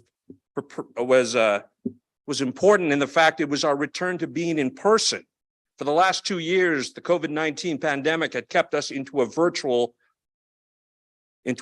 function. But this year, we were back. We were live. We were in person in the halls of Congress. And that's what really took effect on me. I cannot screw this up. And so with that, I began set out making appointments with our members of our delegation, which, well, quite frankly, took us up to the day prior. The day of the great gathering in, I had to actually Zoom the meeting as I was trading emails with the staffers of Senator Lee's office, trying to get an appointment for the very next morning. But we got it. And we presented to each of our members of Congress the 3 legislative initiatives that are important to this organization. Medical accessibility. For many of us have devices with only digital readouts, with no way to be able to adjust the settings and take control of our own personal health care. I myself have a CPAP machine for which I cannot adjust the flow regulation on, which has caused actually a couple of very severe incidences. We also talked about the Accessible Website and Applications Act, for which Zach will elaborate a little bit on.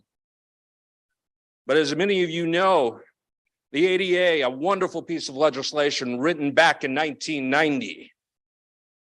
By the way, did you know that that was also the year the first web browser was created? Not by a member of Congress, but by a scientist at the CERN.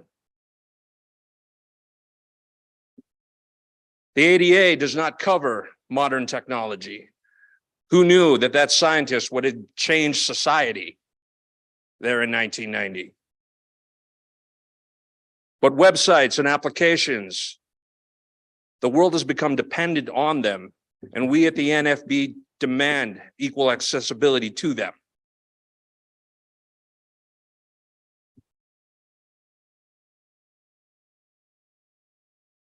And the third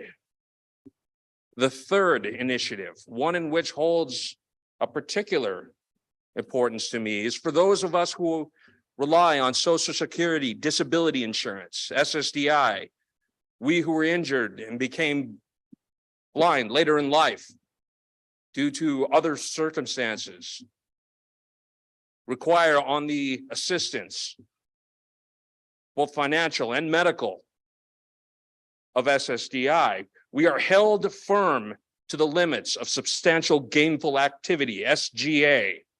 For if we earn $1 more, we are suddenly disqualified from all of our benefits. Me personally, there may have been a day where I may have just wanted to take that risk, said, I got it. I can do it. I don't need you. Now, however, I'm married and responsible for a family of 4. I can no longer afford to take that risk just for me. The consequences are just too great.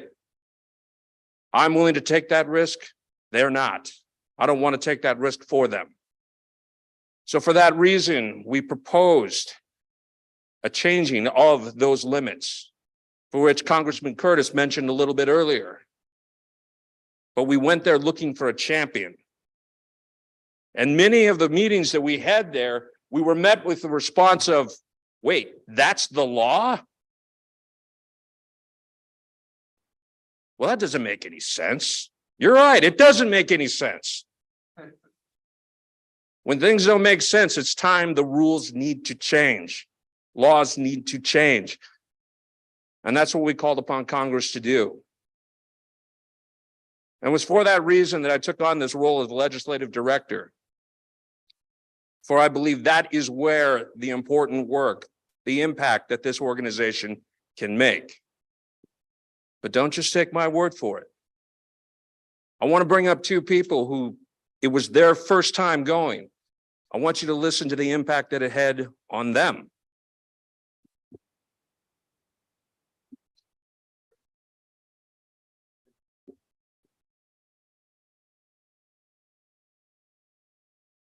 Okay. So I'm here to talk a little bit more on the medical device. Okay, there we go. Sorry. I am, sorry. I am Brinley Cherry. I was able to go on the Washington seminar because of me being a student. I was asked to talk a little bit more on the medical device and how important it is to me. And that bill is really good because there are so many medical devices that are inaccessible for us. And this bill would make it so we would be able to use our own devices by ourselves. I was actually able to help speak on this bill with Congressman Blake Moore about my own personal reasons for why I support this bill, because in my circumstance, I have had to use a lot of medical devices, and so many of them I've had to have other people help me use them, even though I would have been able to work them by myself if they were accessible. The Washington seminar is a really great place because it makes you feel so good inside, knowing that you're making a difference for all blind individuals. And you also get to meet so many incredible people from all over the country who are striving for the same exact thing. And thank you.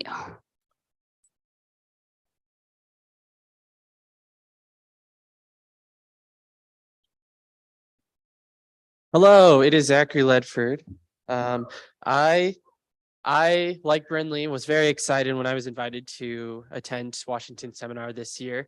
For many who are pretty close to me know that I am a huge social studies nerd, from government topics to geography and to history. So I was very excited to stand in our nation's capital and really meet all the representatives that we were able to meet for our state and that represent us as a state of Utah in Washington, D.C. One of the acts that we presented on or shared about that really stands out to me the most is, like Dr. Lindholm mentioned, is the Websites and Software Applications Accessibility Act. Who in here uses websites like Amazon.com?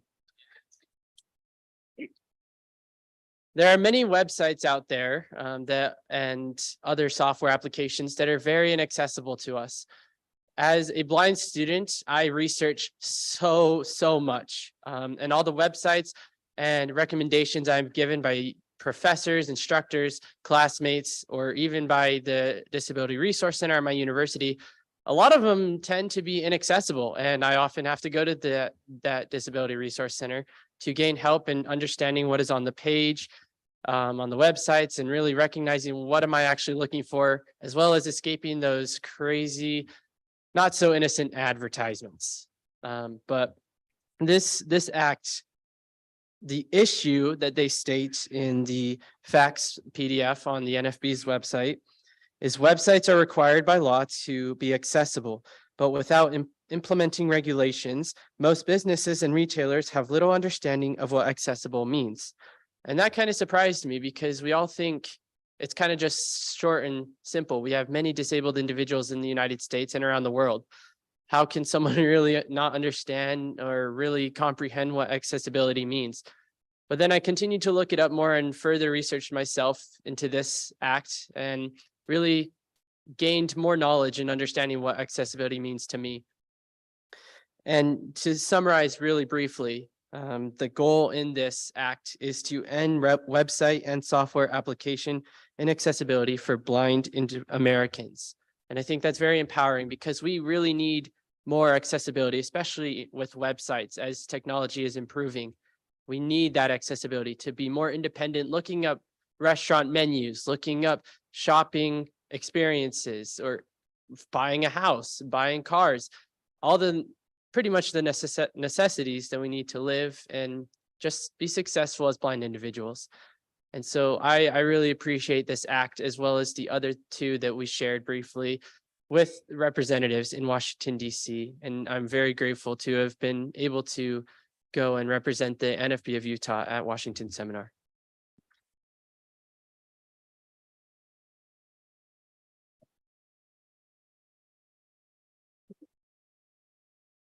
So as you can see, Washington Seminar, one of our highlight events. And for my money, the high point of the work we do here at the NFB. Now, Everett, here's where I get my revenge for making me legislative director.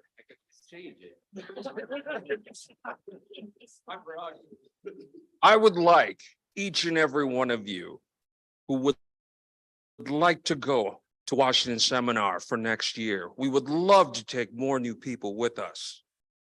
So I would like all of you who even have the inkling of a desire to go and meet with our members of Congress to fight for change on the national level, to bother the heck out of Everett Bacon to take you next year to Washington Seminar. We would love for you to come with us. Thank you.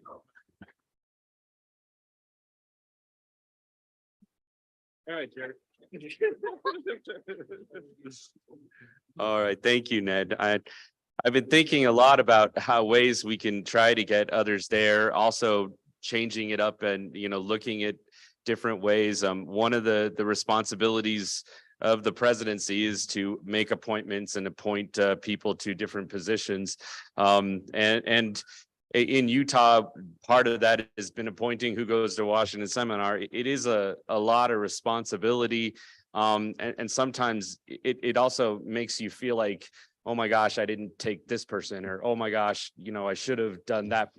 And so it's the kind of thing that keeps me up at night, knowing if I've made the right decisions. So, I definitely want to hear from you, and I appreciate what Ned said, because it's important for me to know that people are interested in going, and we'll try to get as many as we can there.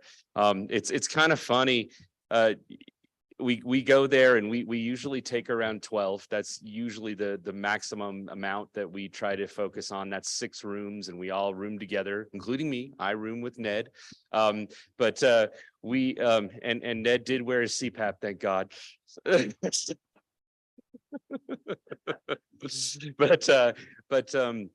it's funny, we take 12. And then I usually get a call from John Perret and the national office saying, can you send some folks to help out North Dakota? Can you send some folks to help out Montana?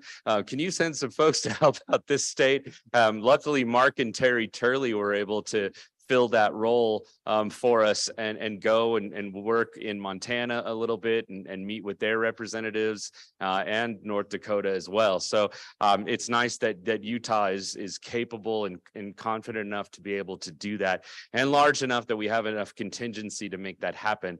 So thank you for all of that. And let's Mark Turley, make your way up to the front, and Danielle, let's do a big door prize.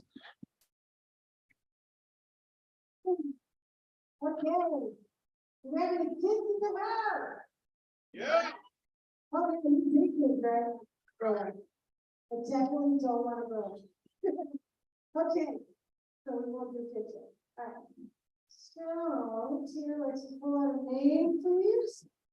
Okay, our next one, obviously, I've been giving away some Girl Scout cookies at the beginning, okay? They're so darker. We got cookies, Girl Scout cookies from New Zealand. I mean, okay. So we have a beauty package over here. It has some bath salt. It has a. Oh, and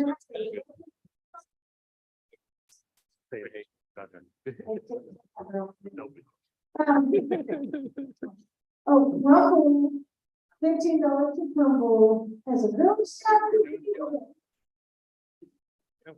You tap Damien?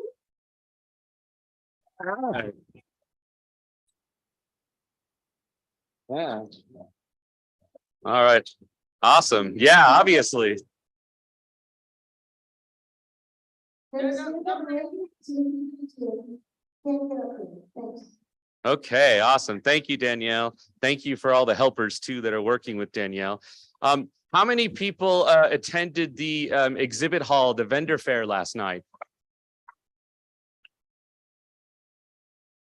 You know, let's give Willie Black a huge hand for putting that together. It's awesome. It's a lot of stress to make sure we have all of our vendors taken care of, and he does a great job. And I'm very appreciative to Willie for what he does. I want to say I stayed for a while. I think I stayed till the end of the mosh pit at the Spanish division / student division takeover of Fire and Ice Night.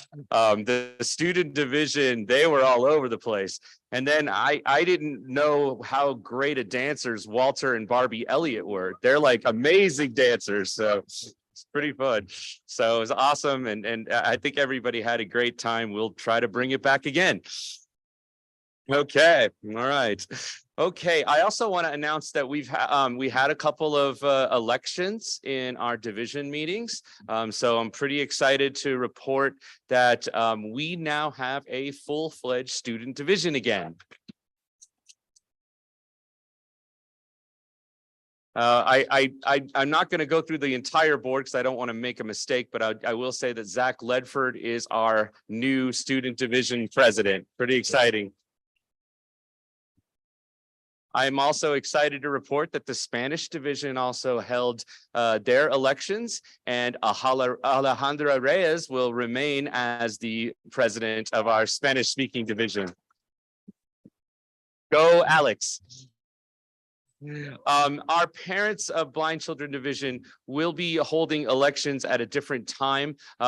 We had a lot of things going on for the parents division, and we also want to make sure we have more parents across the state. So we will be doing that in a virtual format in the near future. So look for that.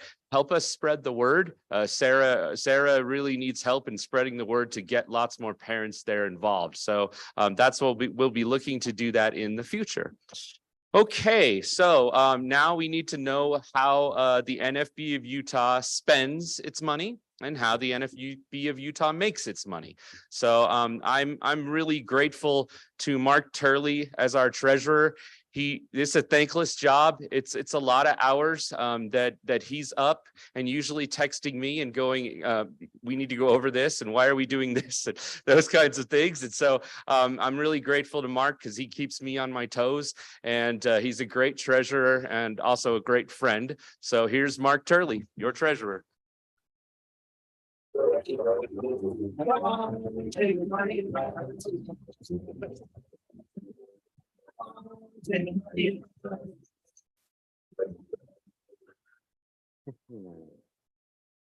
Hello. What are these short people up here? Come on.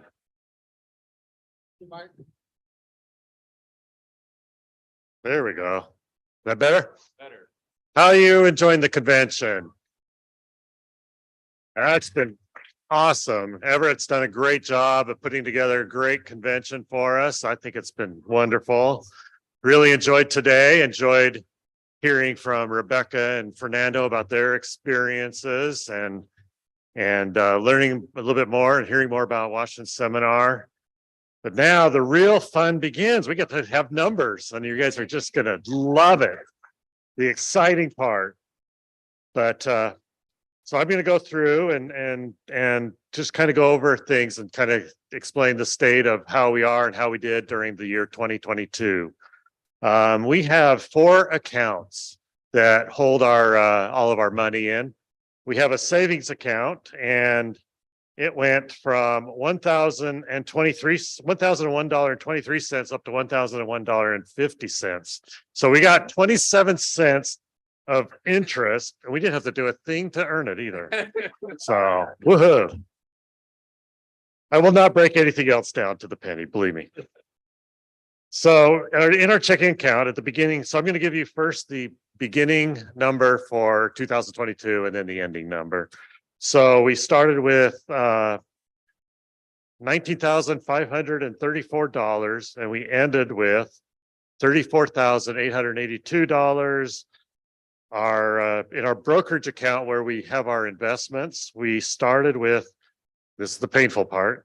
We started with $716,588 and we ended with $546,000 or $546,547. So we had, oh, and then PayPal, we have a little bit of money in there, but we take it out almost every month. So we started the year with $83 and ended with 198. So our total holdings at the beginning of 2022 was $740,203. And we ended with, I missed that, $582,629. So we had a decrease in our cash holdings of $157,154. So that was a little bit painful, but I think everybody who has any investments anywhere knows that 2022 is a little bit painful. But it wasn't, it wasn't terrible. We still have a good amount of money in there. And I remember, I should have looked it up, not too many years ago, we had about this same amount of money. And we've actually been able to grow it over the last few years. Combination of the the market going up as well as just doing better on our spending.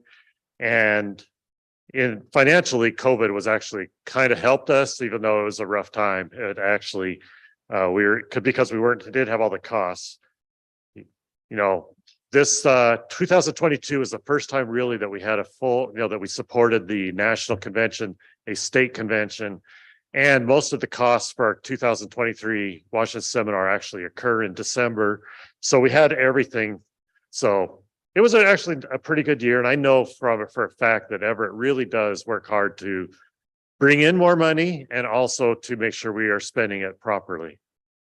I'd like to now have a breakdown of our income and expenses for the year. So for income, we had $66,508 come in, which is about $23,000 more than the previous year. Our expenses were $119,810, which is about $53,000 more than the previous year. So our net operating cost was negative $53,102, I think it said. So for each category, I'll break down where our income came from and where our expenses came from. So dividends, we received $8,990. From bequests, we received $28,500. From our convention auction, $8,064. Convention registration, $10,003. General donation, $10,465. And other grants, $486. So that again totaled $66,508. Expenses, we had awards and grants, $48,362. That's primarily sending the money that we spent taking people to New Orleans, as well as we have quite a few other little things here and there. Washington seminar being one of those for sure. Office supplies, $3,214, $873 for telephone, $78 for postage and shipping, $977 for printing and publishing. Travel was $17,151. And for conventions, we spent $42,364, and that includes all kinds of costs. It's not just this convention, but any meeting that we hold that has any cost to it goes into that category. We have professional fees of $4,418 and other $3,384. A big chunk of that is what is it, Everett? Timeshare and also insurance. We do own a time. Yes, we do. So our total expenses was 119,810 again. So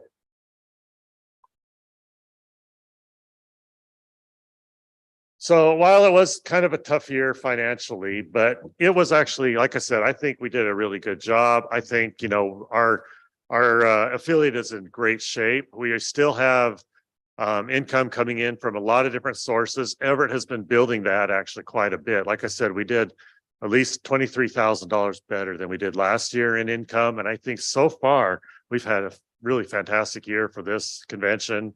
Comcast was very generous with us this year. And so it's really been a great year for that. And I really think we're in very good financial hands. There's some interesting things going on that are kind of behind the curtain that you guys aren't so interested in. That's going to be a help to me and our finances. At least I'm hoping. The national offices are kind of changing some things, and we're going to actually have them hooked into our QuickBooks and have an account on our QuickBooks so they can actually look at our QuickBooks real time, which is a little nerve wracking because sometimes I get a little behind and then I catch up and then I get a little behind and I catch up. And maybe this will keep me a little bit more on my toes, but I think it'll be really good for the affiliate in general. So that's really my report for our finances for 2022. If anybody has any questions, Tina.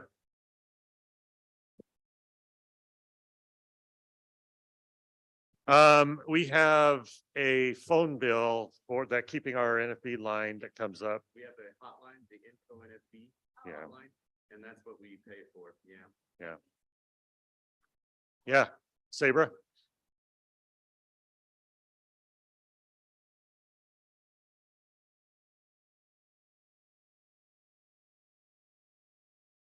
No, it's a good question. That's just the expenses. And then, you know, things like the convention auction, the convention registration, those were included in the income. So yeah, that's a good point though. A lot of that is offset. Colt?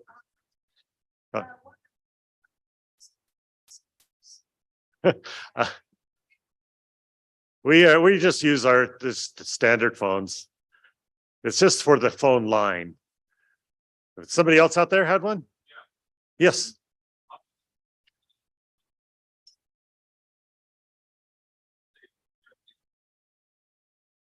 I have not done any sort of analysis like that. If it looks like it was, what did I say, about 546 from 716, so that's roughly about 170 from 716, so just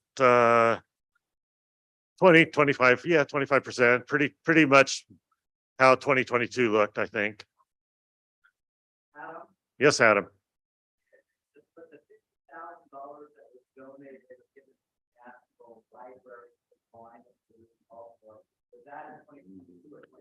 So we are actually breaking that down over 5 years, and we have not donated it yet. I'm assuming maybe as part of national convention or something, that's up to Everett. We're probably going to do our first $10,000 donation. Is that correct, all Everett? Actually, they haven't asked for it. So when they asked me for it, then I think we'll do it. But we did agree that we would break it down over a 5-year period. And they were agreeing with that. They thought that was a fine amount. And I know that it's I'm not sure what the date is, but it's not something that's happening in the next handful of years. It's a long-term project, so they may want that to start later then possibly. Yeah. Okay. Anyway, it's gonna happen that way. Yes. So who's that, Mac? Oh, Kurt.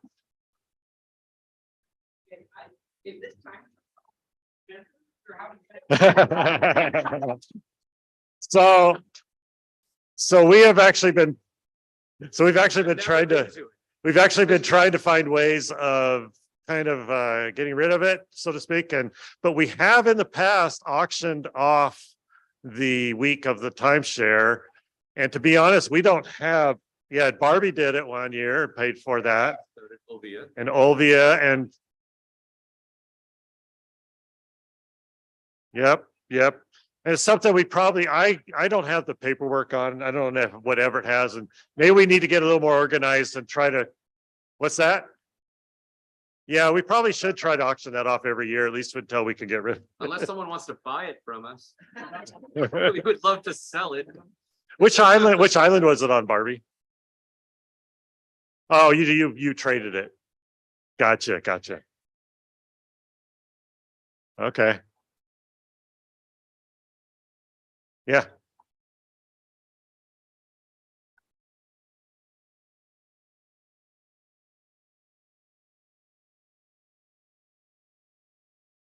Could you say normally what?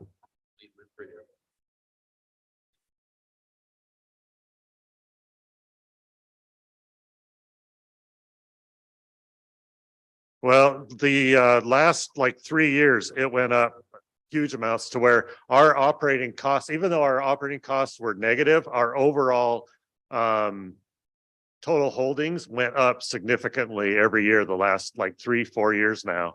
We've, and it was the first time in a long time that the NFB had ever had, the NFB of Utah had positive growth. And so we actually did very well. No political stuff here, but hopefully it will turn around at some point here in the not too distant future. What's that? Sure.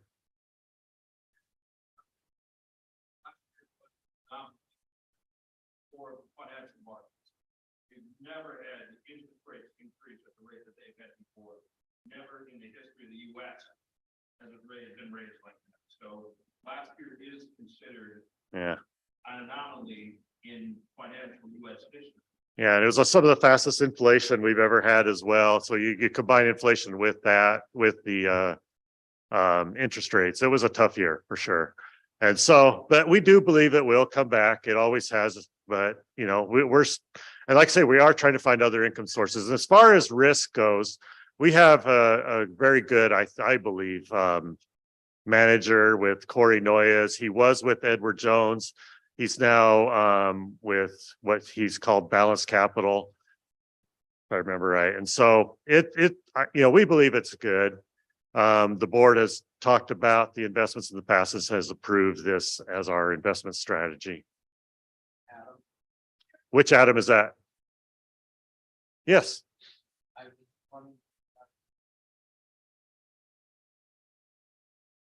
Our organization is a 501c3, yes. Area, I think it was.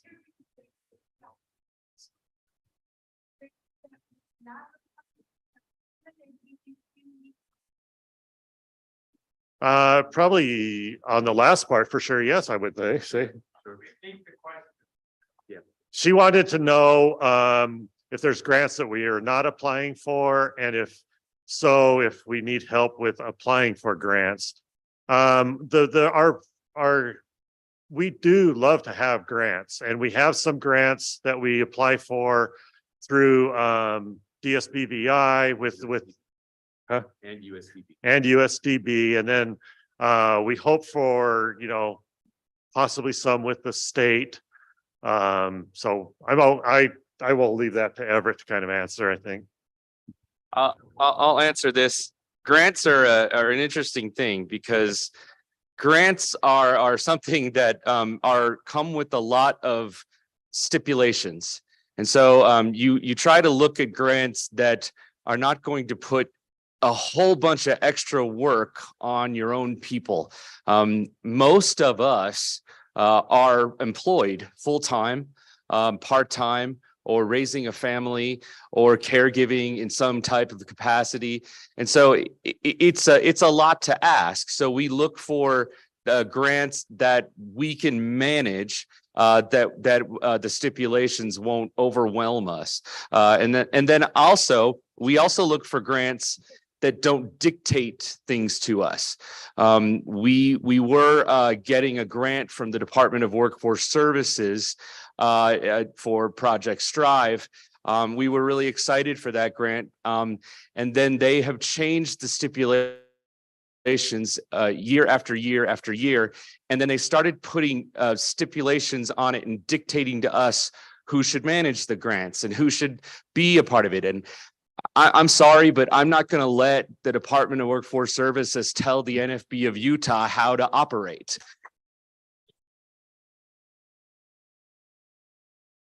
So we decided, I basically decided, and I think Sherilyn was a part of that because she was in all the communications.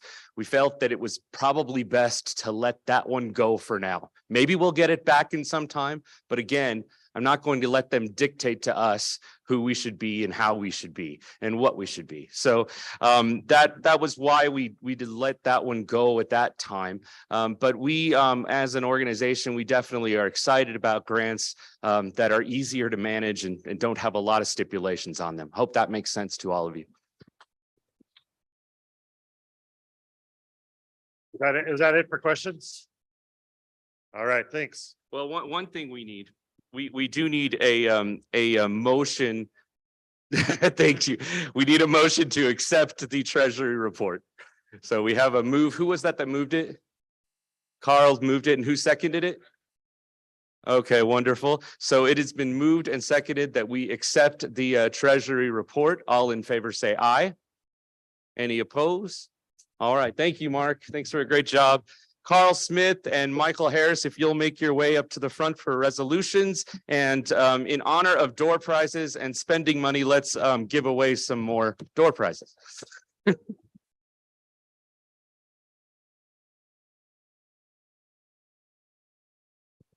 there. It's Michael. Michael. Oh, you probably need to set up here, don't you? You probably need to set up right here, don't you?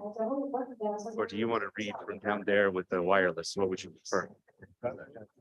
Set it on the podium. Okay, what we'll do is we'll give Carl the wireless. We'll find out if he's okay with that. He's okay with it.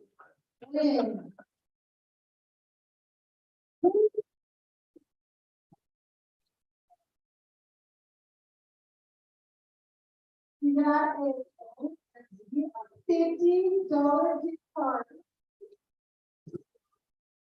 Right here.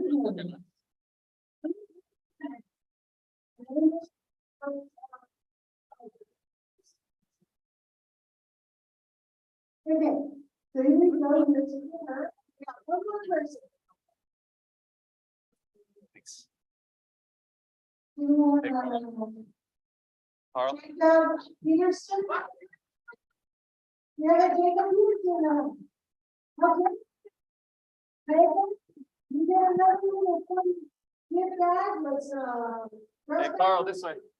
a fun thing and one of those. Carl, this way. Podium, this way. Commercial for the auction tonight. Don't forget, you guys. It's gonna be amazing. Just a fun thing. You bring baskets that's over. You don't want to bring it out. I'm not gonna tell you, no, So I have a wireless mic for you and Don. Okay, so here you go. Okay, perfect. Is that all right? Oh, yeah. Okay. It's just a little easier if I have. No, that's fine. Appreciate it. Make sure I know where Okay. they're going. That's right there. They want to do one more door prize, so let them do it. All right. Yeah, I need this. Yeah, I need that. Oh, here you go. No, I'll stand over here to the side when you guys. You can stand right up there, Michael. Oh. All right, we good? Okay, awesome. So the next item on our agenda is a very important item because it basically dictates to the board of directors and to me the policies of the NFB of Utah and the action items that we might partake this year and years to come. We don't always pass a resolution and immediately get results on it. Sometimes it takes a lot of time and effort. As I talked about with our medical prescriptions bill that resolutions that we passed last year. We're still working on making sure that we have accessible pharmacies. We have a legislator that could be interested in running a bill next year. So that's an ongoing process. But, you know, I was elated to report to you a resolution regarding the electronic mail ballot system and making that accessible. That resolution we've been working on since 2019, and we now have made that happen. So that's what happens. So with resolutions, they take time sometimes. Sometimes you can make them happen quick. Like I'm going to really go after the Utah Jazz and make that happen quick. So yeah, so that's kind of a little bit about resolutions. We have an outstanding chairperson, an outstanding committee that serve on the resolutions committee. So if that's something you're interested in the future, you know, please let me or Carl know. And I will go ahead and pass the mic to Carl Smith. And I know they got music.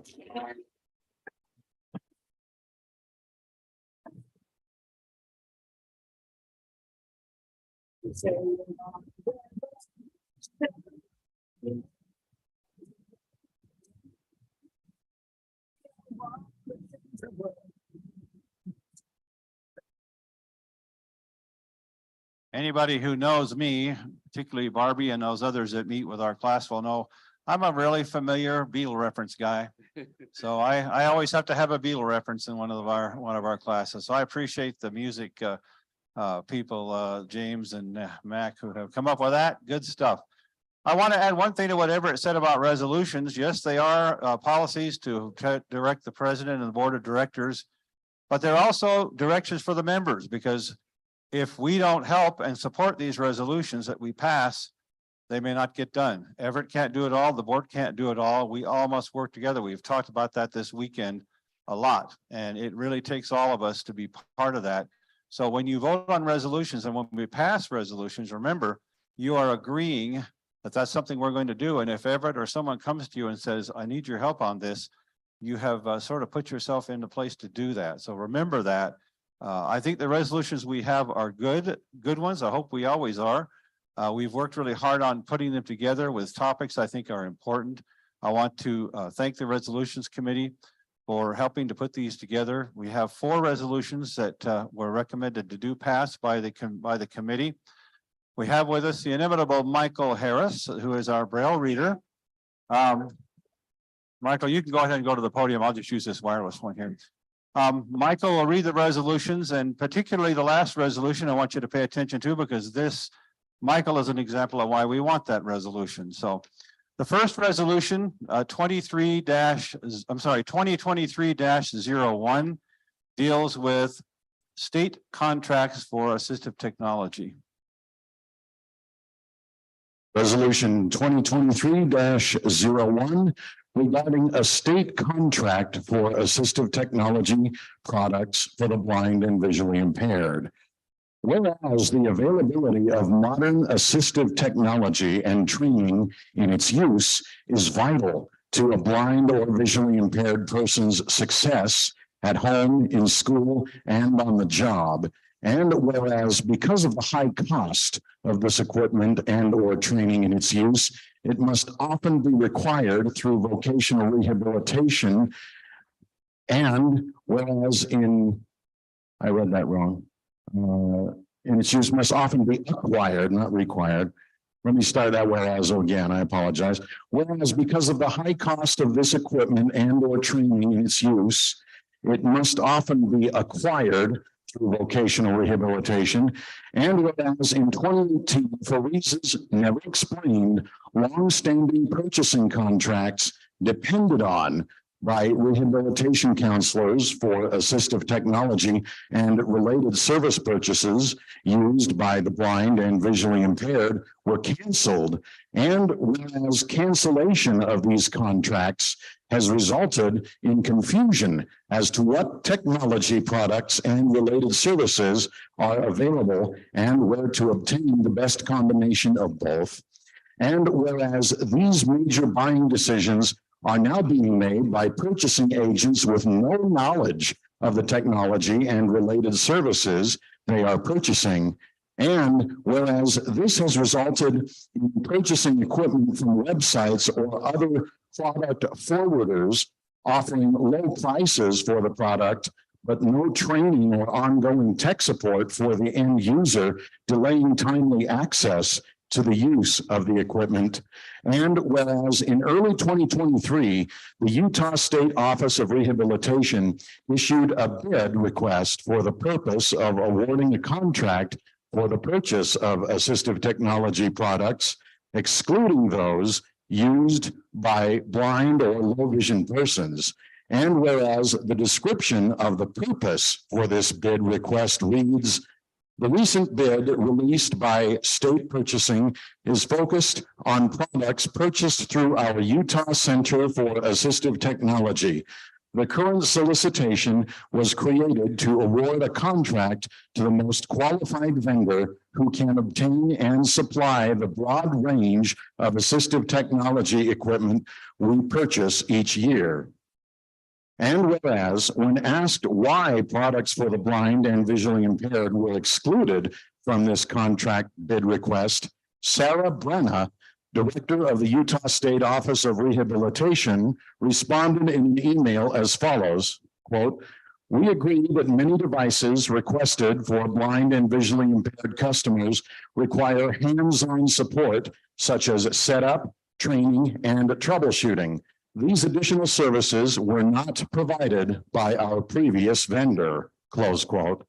And whereas these comments highlight the disconnect between those who work regularly with clients, frontline service providers, and those in upper management at the Utah State Office of Rehabilitation and the Department of Workforce Services as the two major access technology providers in Utah, Access Technology and Rocky Mountain Low Vision, have provided products along with training and technical support when necessary, both in person and by phone to end users, rehabilitation counselors, teachers, and others serving blind and low vision people in Utah for over 30 years.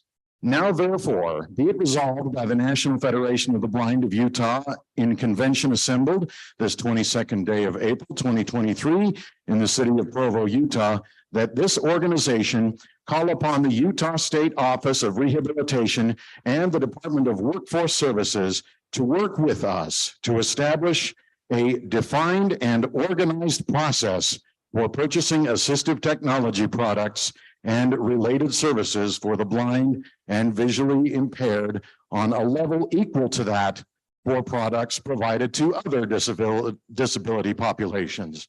And be it further resolved that we petition the Utah State Legislature, if necessary, to establish a coherent process for providing vital assistive technology and related services to the blind and visually impaired persons in Utah.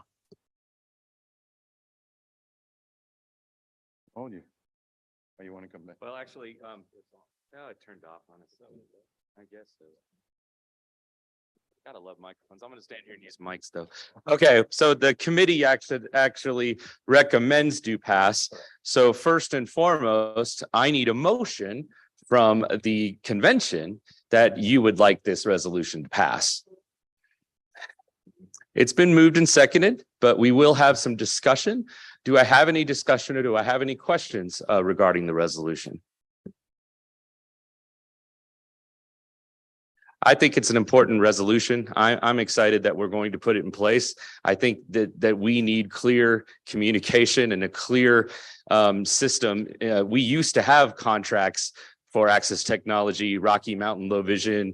I think we had a contract for a company called Digital Apex. There's been lots of contracts of blind and low vision providers here in Utah. And for some reason, those just went away and we weren't told why. And we think they need to come back. Thanks for the crickets chirping. But yeah, I think it's an important resolution. So with no other questions or discussion. Oh, Ron Gardner, is that? Oh, Adam. Yes, Adam.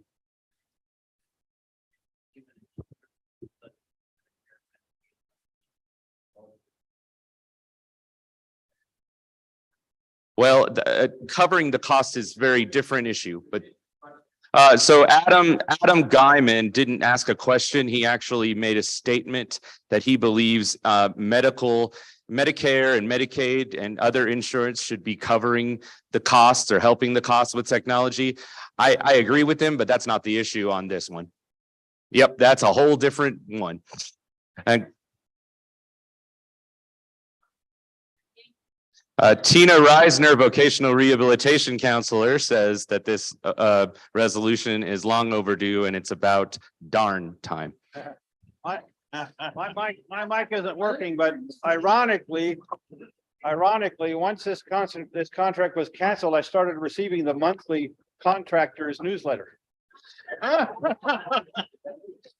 Which I'd never seen before.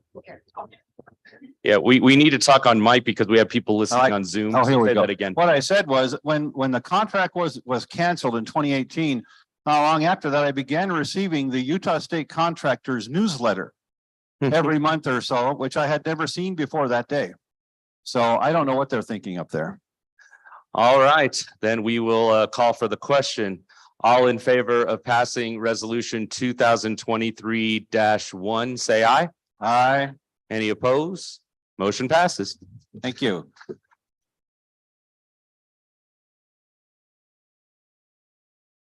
The next resolution is 23.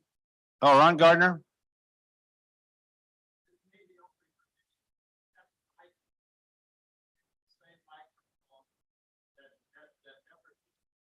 He is. I was. Am I too close to it or? Oh. Am I too close to it? I'm using the same microphone as Everett. Am I further away? Okay. Is this a little better, Ron? Possibly. Okay, I apologize. The microphone I use at home, I have to like kiss it. So I Our microphones keep going off. This one's off now too. I don't know. They keep changing. We'll just have to switch mics. I guess so.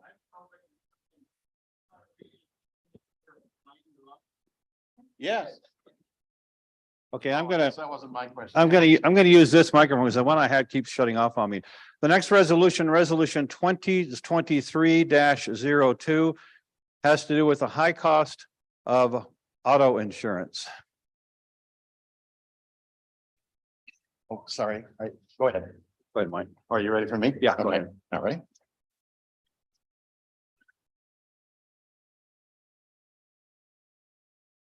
Okay.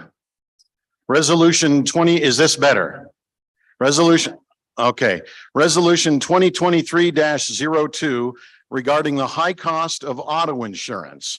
Whereas local state laws, including those in Utah, require all drivers to carry auto insurance, and whereas the cost to provide auto insurance to young drivers new to driving is substantially higher than that for older, more experienced drivers, and whereas the higher cost of insurance for young drivers can be somewhat lessened when included as part of auto insurance carried by a sighted parent, and whereas because blind parents are excluded from this provision because they are unable to drive, the cost of auto insurance for their sighted children is prohibitively expensive. And whereas blind parents are forced to find ways to reduce this cost, such as registering and insuring their car under a relative or friend's auto insurance, and whereas in the event the young driver has an accident, arrangements such as this can result in higher insurance premiums for both the young driver as well as the adult hosting the insured. And whereas upon apprising the Utah State Insurance Commissioner, Jonathan T. Pike's office of this issue, we were told insurance policy is made by the state legislature and that the insurance commissioner is responsible for enforcement only. Now, therefore, be it resolved by the National Federation of the Blind of Utah in convention assembled this 22nd day of April, 2023 in the city of Provo, Utah, that this organization call upon the Utah State Legislature to work with us to develop policies to address this inequity and relieve the financial burden on the blind. Thank you, Michael. Everett says I can give a couple of words about this one, just because this one is very close to my heart and my pocketbook. I have a young daughter. I have had, several kids that have grown up and driven. And over the years, it's cost quite a bit of money. And sometimes we do register the vehicles with other people. That's probably not legal. I don't know if it is or not, but we've done it. Actually, one insurance person recommended it, but in any event, just as an example, my daughter, who is 18, has had an accident. Okay, people do. She has a 2011 Nissan Versa, so it's a 12-year-old car. When I went to look to get her some insurance this year, just by herself, it was over $5,000 a year. And that's just liability. That doesn't even include fixing the car. The only way we could make it any less was to register it with someone else who shall remain nameless. That insurance is still over $3,000 a year. So the point of this is, I don't know exactly how to resolve this. Somebody asked me what do I recommend? I don't know yet, but I think it's something we need to talk about. I know we're not the only ones. I know of other people in this room who have had the same problem. And it's a real issue when you have, sighted children who drive, and when you buy a car as a blind person, it becomes a real issue. It's a state issue here because auto insurance is handled in every state. I know Jessica Beecham was in our resolutions committee meeting. Apparently Colorado is trying to do the same thing. So hopefully we can work together and find ways to solve this problem. So anyway, the committee recommended do pass. Thank you, Carl. I believe that was very eloquently stated. Do I have a motion from the floor to pass the resolution? It has been moved and seconded that the resolution pass. Do I have any discussion? Ron Gardner, yes, sir.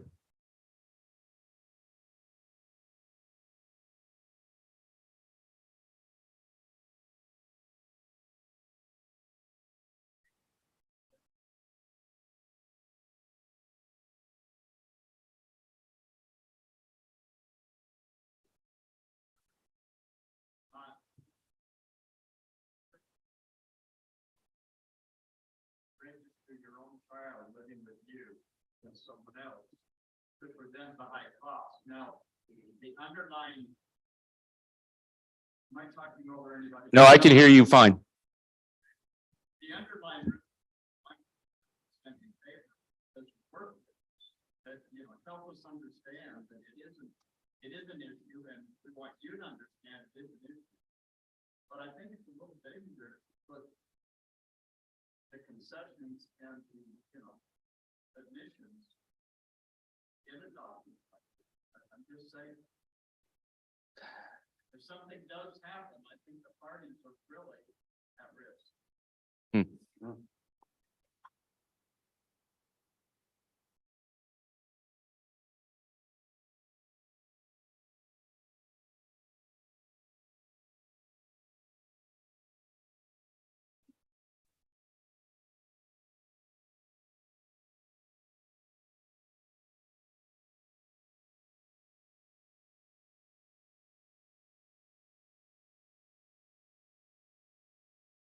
So Ron, just for your benefit, Sabra is just agreeing with you. And she gave an eloquent response to why she's agreeing with you. Sabra served on our resolutions committee.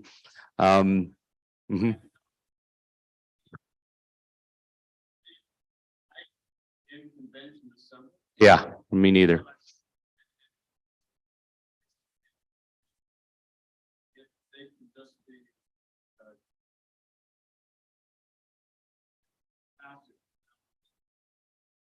Let me say something. Carl, go ahead. Carl wanted to say something on. I don't know that it would be possible simply to strike the whereases, because there's about 3 of them that cover that. I didn't say anybody specifically was doing it. I just said it's something which people have had to do. Now, I don't know if that's a confession or not, but I understand what you're saying.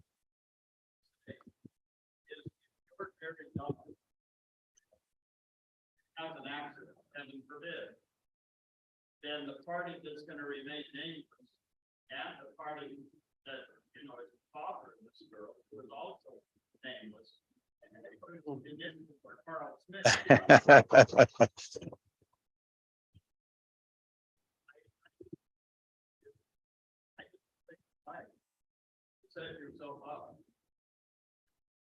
Well, hey, let me just say this, but then somebody else, was Yeah, it, I was it? gotta do that. Oh, okay, I'm sorry. Let me just say this in answer to your question.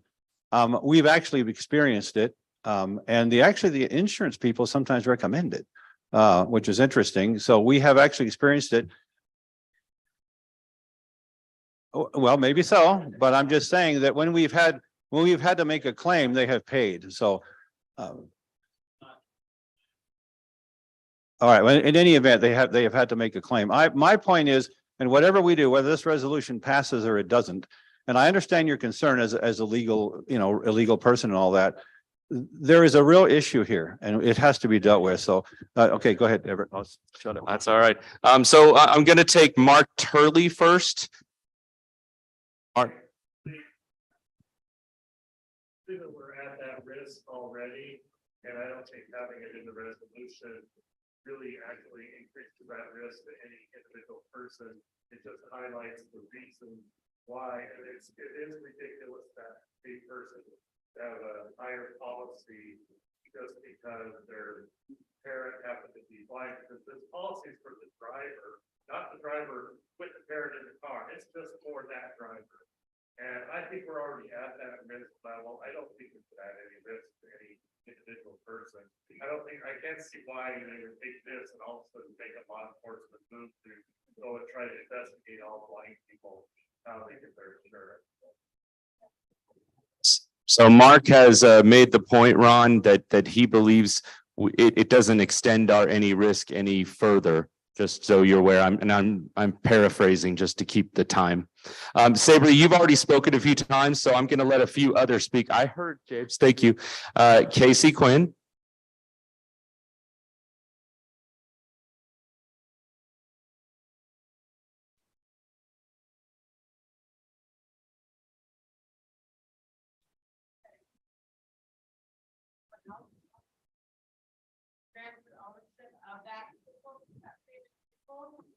Then there is no legality issue because the registered person has to be the owner. And then they can put whatever driver they want on their policy, whether they live in their home or not. It has to be a regular driver. Let me just respond.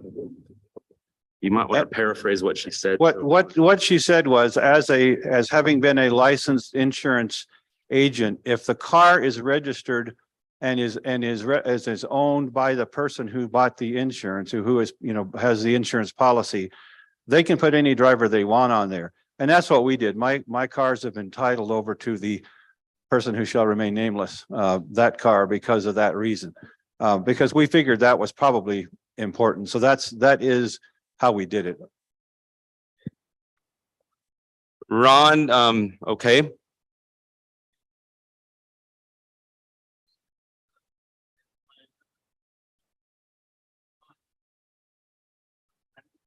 Or trying to respond to Carlos about names. And I don't know who that was that, spoke on behalf of insurance companies. It just flies in the face of insurance law and reason for how many employees are under it. But as far as okay with it, as a member of the NFB, I'm okay. I just think there is. And maybe Ron, if the resolution does pass, before we take the resolution, maybe to anyone, maybe we work on a letter that highlights the parts of the resolution that would best fit the desired outcome that we're working on. How does that sound? I'm okay with that as well. Okay. As the resolution writer. Okay. Do I have a motion to call for the question? Oh, was there somebody else wanting to say something? Okay, who is this? Brent?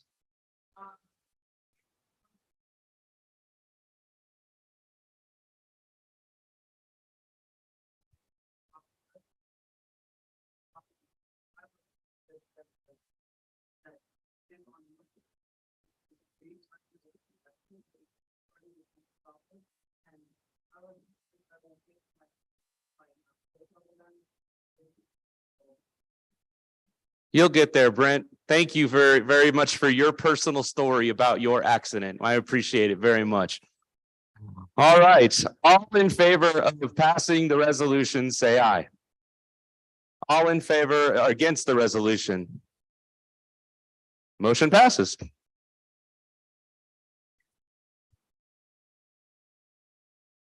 Thank you. Resolution 2023-03 has to do with the radio broadcast at the Jazz games. This is an Everett Bacon resolution. Michael Harris.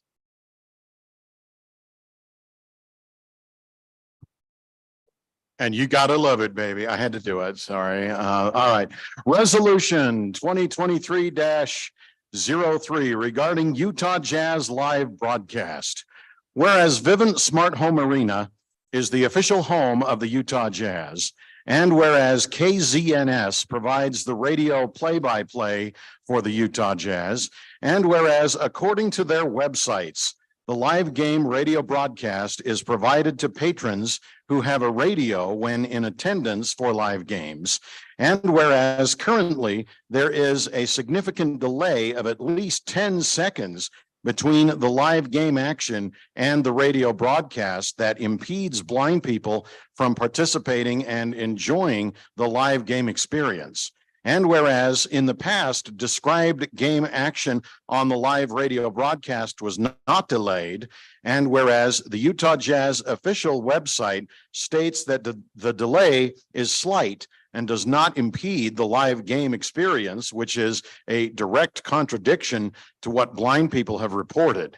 Now, therefore, be it resolved by the National Federation of the Blind of Utah and convention assembled this 22nd day of April, 2023 in the city of Provo, Utah, that this organization demand that the Utah Jazz, KZNS, and Vivint Smart Home Arena rectify this problem immediately to comply with their public assertion that there is no delay of the live radio broadcast, and be it further resolved that we call upon Jeremy Castro, Director of Broadcast Services for the Utah Jazz, to work with the NFB of Utah to make sure that service providers and employees are made aware that blind people attend events just like anyone else and depend on immediate access to game action via the live radio broadcast.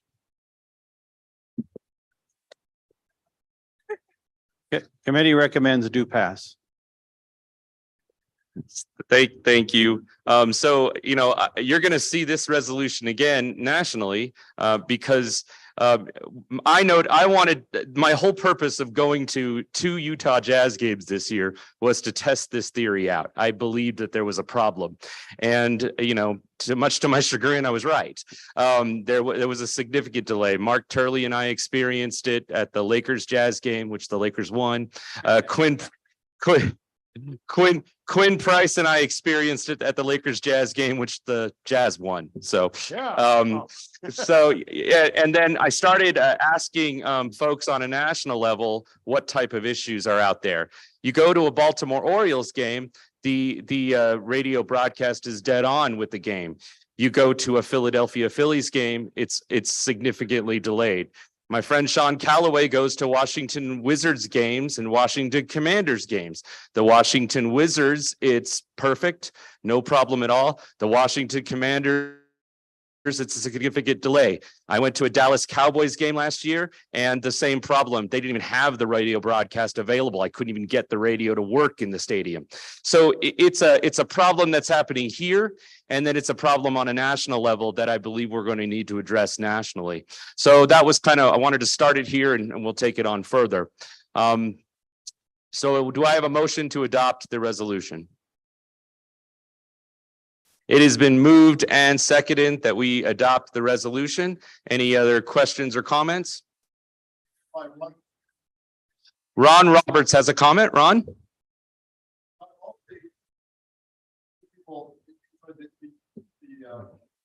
Utah Jazz, I am a huge fan of BYU. I hear Provo. And so, no matter what sports that you attend here at BYU, I wish that we could have the same thing live on the radio when you have a blind person like me should not have had any time delays like 5 or 10 seconds or even 30. So I wish we could do the same thing at BYU to work with the NFB to cooperate with the NFB to have. Got it, Ron. I got it. I got it. Ron Roberts wants the same thing to happen at BYU Stadium. Ron Gardner. I know you're a big BYU fan, so we need to have it everywhere. I got it, Ron. I got it. I got it. All right. Michael Christensen. Uh-huh.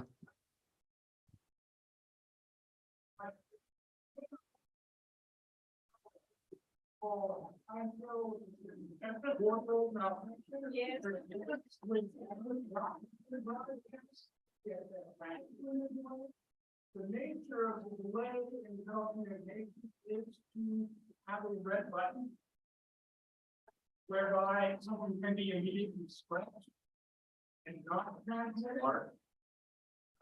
You're not talking about something that's perfect. You're talking about something that wants to take place.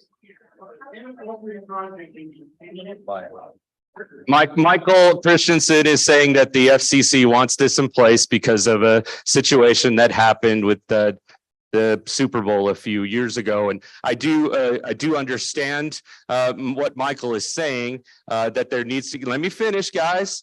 I do understand that what Michael is saying about the red button, but I do want to clarify that the delay is well over 10 seconds, Michael. That delay is well over 10 seconds, Michael. I was there personally experiencing it. And then your theory doesn't make sense if I can go to another stadium and I get no delay. I get the live broadcast exactly as it's happening. If that's the case, then it should be universally around, at any stadium you go to. But that's not the case. The case, you can go to certain stadiums and you have no delay at all. And then you go to our stadium and you have a delay. So that theory doesn't quite make sense, but I appreciate your thought. So we have a lot of people that want to talk on this, and I can't quite catch all the names. So I'm gonna ask for one person to speak for the resolution. All right, Ron Gardner, you can speak for the resolution, then I'll see if someone wants to speak against it. Ron?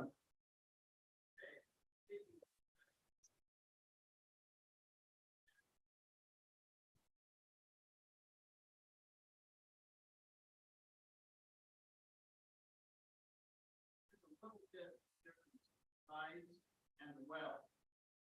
And yet I am sitting in the arena as it were, listening to live action as it were, and there is less than 1/3 of a second delay. Thank you to the people that make this possible here. Why can't they hear? Thank you very much. Do I have anyone that wants to speak against the resolution? Against, who is this? Alex, okay.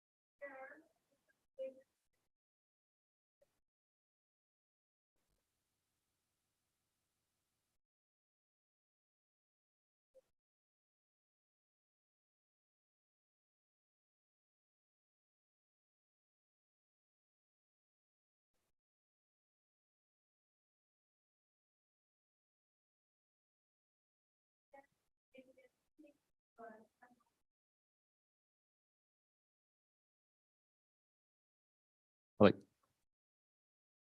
got it. Got it. Thank you, Alex.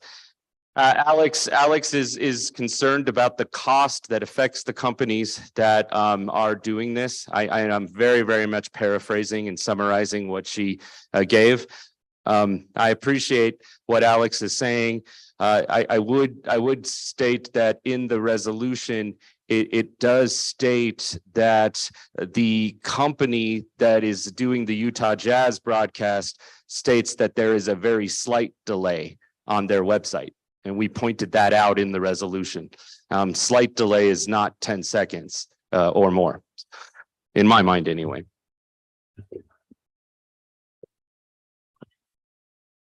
Okay. That's right. Do I have a motion to call for the question? All right, all those in favor of passing the resolution, say aye. All those in favor against the resolution, say aye. Motion passes. Thank you.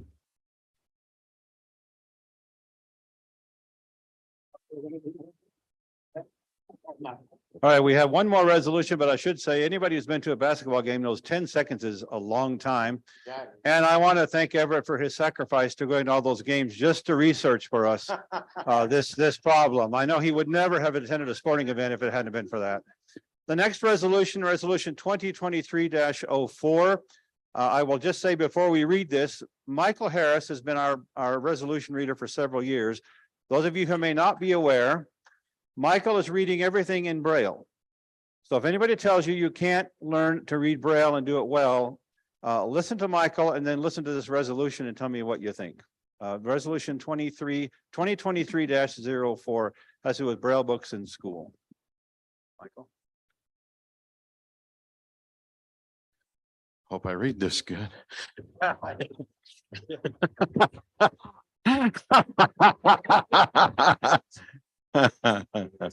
The heat is on. I'll say the heat is on. There you go, James. Resolution 2023-04 regarding availability of Braille books in schools. Whereas the National Federation of the Blind of Utah understands the long-term benefits of early years support of literacy, and whereas it is common practice for preschools and elementary schools, both public and private, to send home or encourage student checkout of books from the school library for take home to support literacy through family reading. And whereas early exposure to Braille materials is essential to future acquisition for Braille and dual media readers. And whereas blind students are supported at home by both blind and sighted adults. Now therefore, be it resolved by the National Federation of the Blind of Utah in convention assembled this 22nd day of April, 2023 in the city of Provo, Utah, that this organization call on preschools and elementary schools, both public and private, that serve blind or visually impaired students to provide Braille and Twin Vision trademark books, that is books in both print and Braille, to families for loan in a similar fashion as they provide print books for sighted students. And be it further resolved that schools work closely with the Utah State Library for the Blind and Disabled, the Utah School for the Blind Education Resource Center, the American Action Fund, and other sources to acquire a wide variety of appropriate Braille and Twin Vision trademark books for loan or permanent acquisition for student and family access through their school, making these books available in classrooms with blind or visually impaired students and in the school library. Be it further resolved that preschools and elementary schools provide for the loan of Twin Vision trademark books for sighted children of blind parents.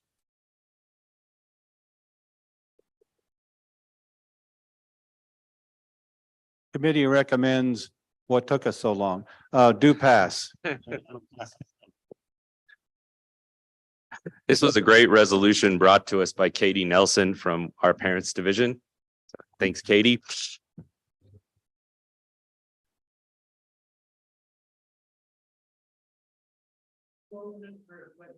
I am opening up for, first of all, let's have a motion to adopt the resolution.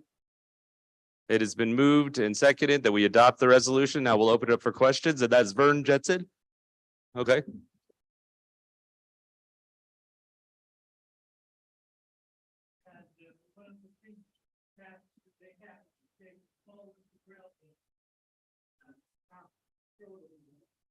Why?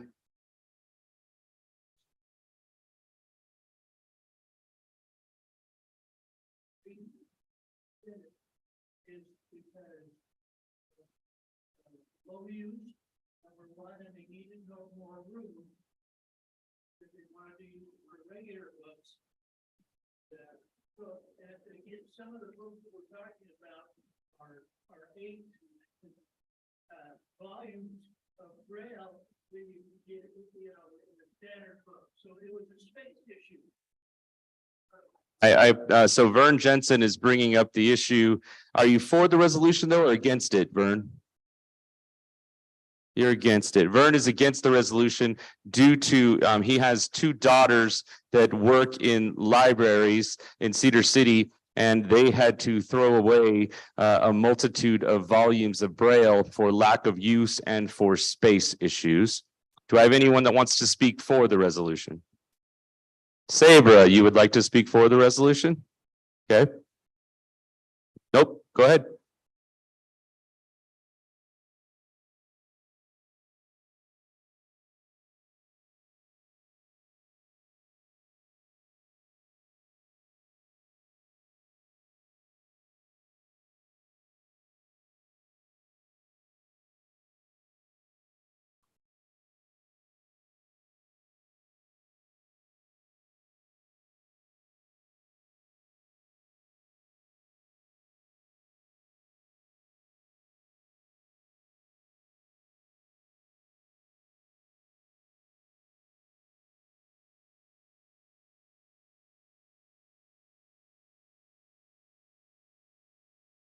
Sabra, to summarize what she's saying, Ron, she believes that the space issue can be handled and that we can find ways to have the Braille books available.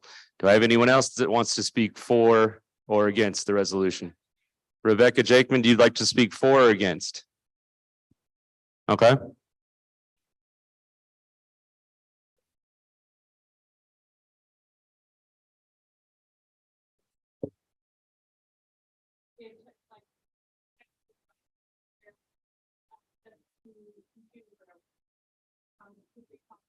So you're asking, is there a possibility that the libraries could provide it in an electronic format, in the Braille format for students? Is that what you're kind of going?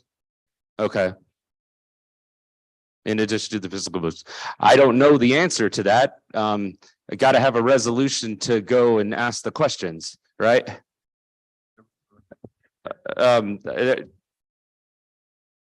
So Vern, you've already spoken against it, but you'll go ahead really quick.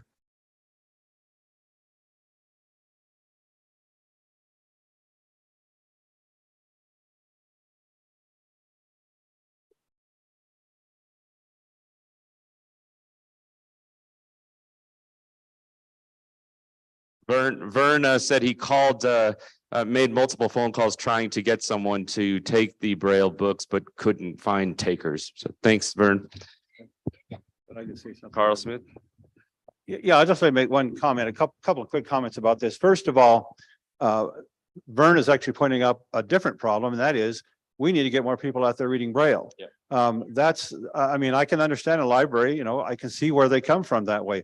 We need, and the students need to get more Braille. How are we going to do that? by getting those books available to the kids in school. So they have them like the sighted kids do. If a kid grows up without having a Braille book around, they won't ever get a chance to really get a feel for how they work. Secondly, as far as assistive or electronic Braille goes, you know, the state library is handing out Braille devices now to read books on. So your kids can get those directly if they're library patrons, and they can put books on them. So that's a good start too.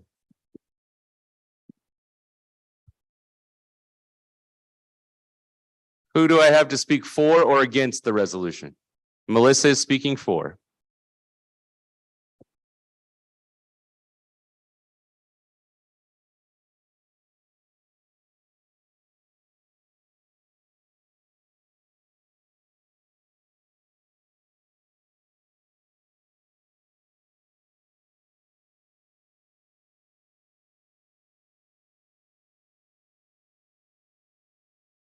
Melissa, just to paraphrase, Melissa is feeling that it's very important because she worked with a student who did not get any access to Braille books in her school library.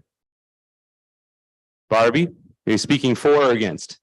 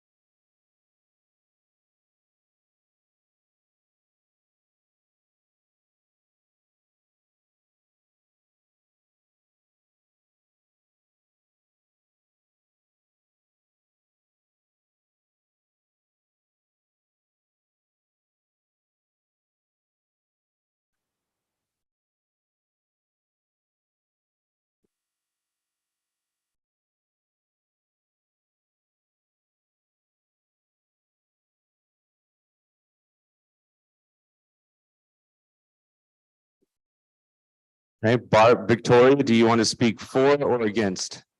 You want to speak for? Go ahead.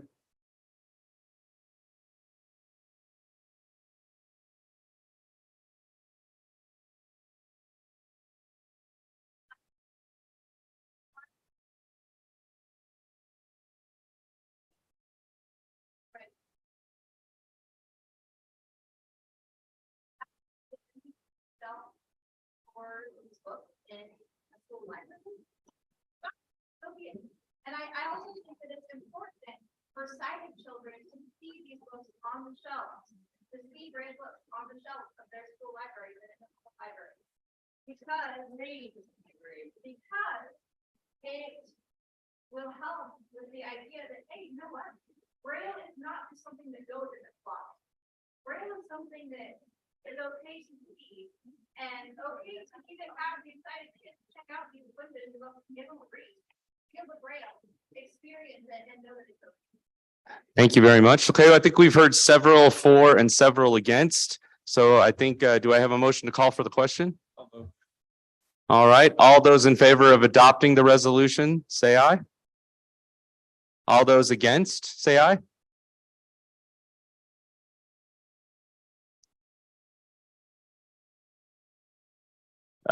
You know, I'm going to do it one more time just so I can listen. You don't need to yell or scream. Just normally say aye or nay. All those in favor of adopting the resolution, say aye. All those against the resolution, say aye. I believe it was much stronger on the ayes for. Okay, so motion passes. Thank you. You want to say something else? Okay. Finally, I want to again just thank the resolutions committee. Appreciate your work with these resolutions. If you have resolution ideas or things that you think we should be doing, I would ask that you submit them to Everett or me or whatever as soon as you think of them. Because you know, it takes a bit to write a resolution. It's a lot of work, as you can see. I'm always amazed at the discussion that comes up that on all the resolutions, some of them that I think are going to be the no-brainers are not. So it's a lot of work. So if you have those ideas, bring them to us ahead of time. You can put together a resolution. We'll help you get it in the proper format and so forth. But we want to do that quite a while ahead of time so we don't have to redo them in convention. I also just want to again thank Michael Harris for being our Braille reader. Like I said, you can see that, and I think most people understand this, but you understand that Braille is a success tool. Michael works with it every day. I don't believe he'd have his job if he didn't. So thank you very much. Thank you. Go ahead, Danielle.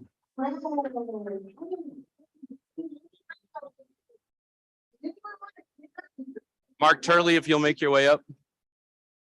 I'm just calling for Mark Turley. That's all. Good. All right, well.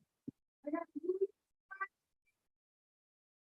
lucky lady for this prize is Melody. What's it? Hottinger. Melody Hottinger. I can't tell with some Girl Scout cookies. Is I don't believe she's here. All right.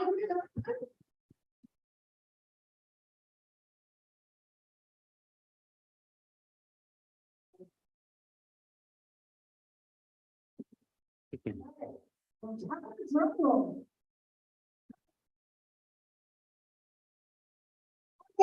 all right.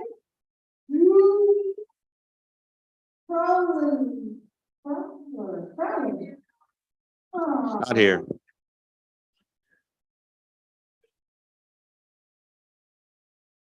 Laurel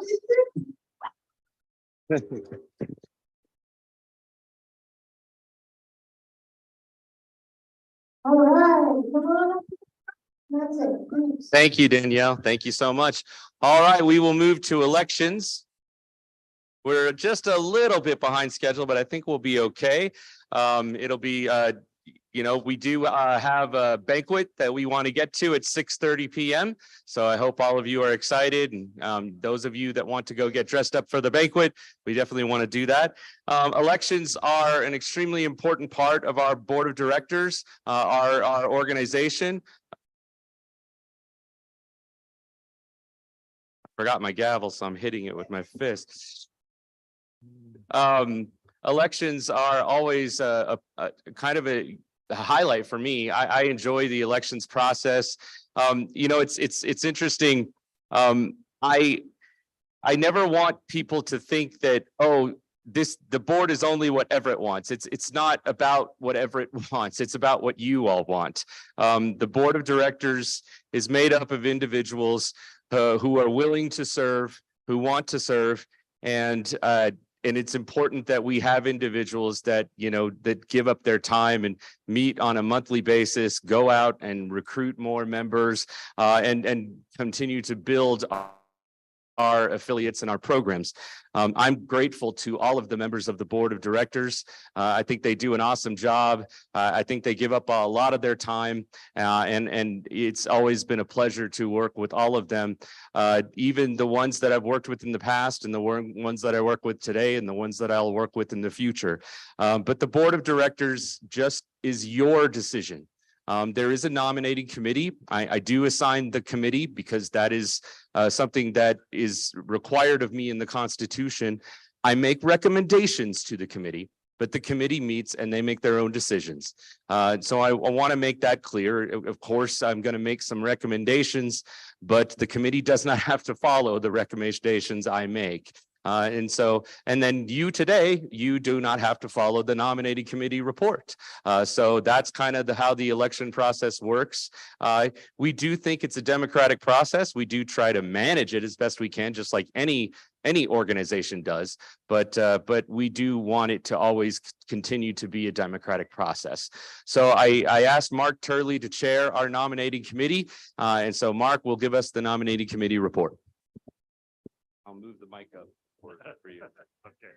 If you want a leader who's a real eager beaver, a master organizer, a complimentary advisor, a friendly politician on an elementary mission, then vote please, and when you do, please cast your vote for me. You guys are very cute. Yeah, it is. You guys are too much. All right. So I was asked to chair the nominating committee. I appreciate my committee members of, boy, now I'm also you're Louder. okay, good. It's funny how all the blood drains out of your brain when you get up here. But so I appreciate the committee and Laura, Vincent, Helen Ekman, and Jerry Neely. So we met, and the positions that are up for election this year are all 2-year positions. And the first position that is up for election is the first vice president, Sherilyn Johnson. And the nominating committee has requested Sherilyn Johnson be put in nomination. The second position is second vice president, currently held by Carl Smith, and the nominating committee recommends Carl Smith. The third position is secretary, Barbie Elliott, and we recommend that Barbie Elliott be reelected. The board positions that are up for election today are held by Willie Black and my brain just went dead, Ned Lindholm. And we recommend that Willie Black and Ned Lindholm be reelected. That is our recommendations.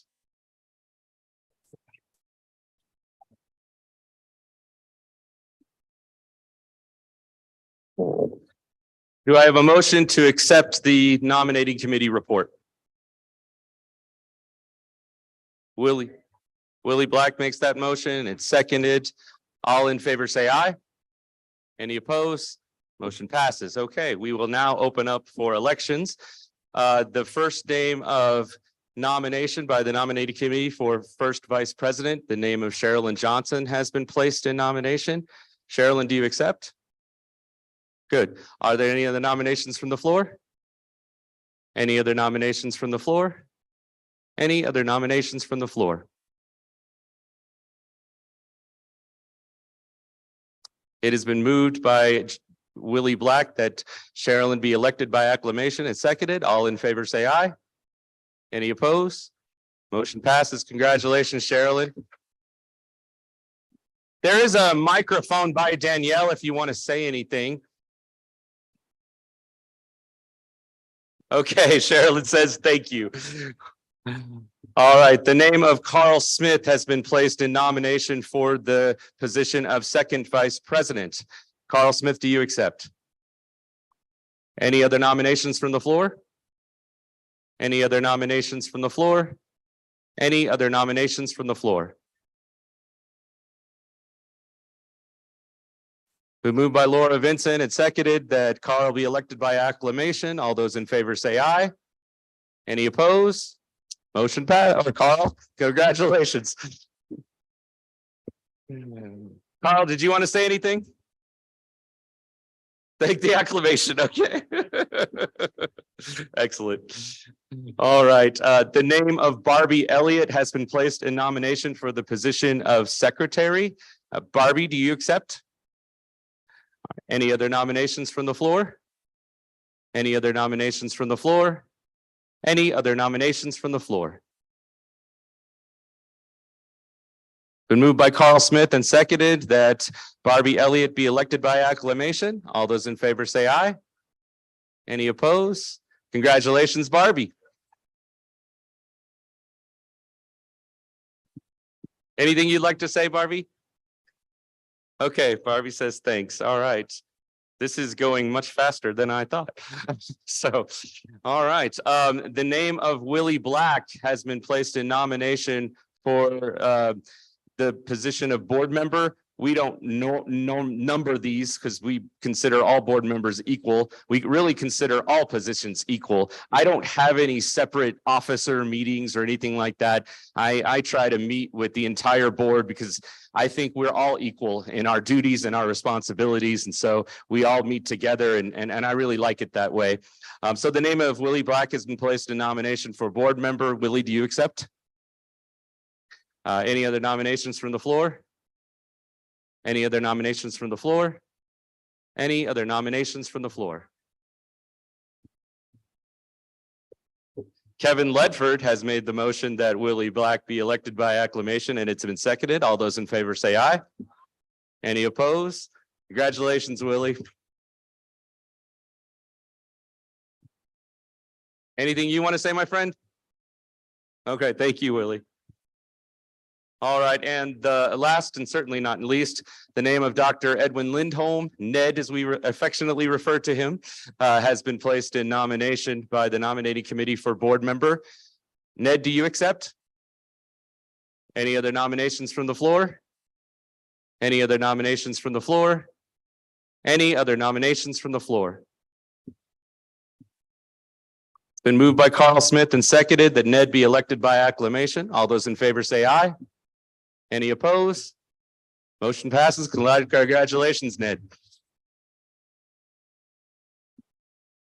Ned, you have a speech, right, that you wrote? I'm kidding. I'm kidding. Yeah. The delegates. Yeah. Okay, Ron Gardner seeks the floor.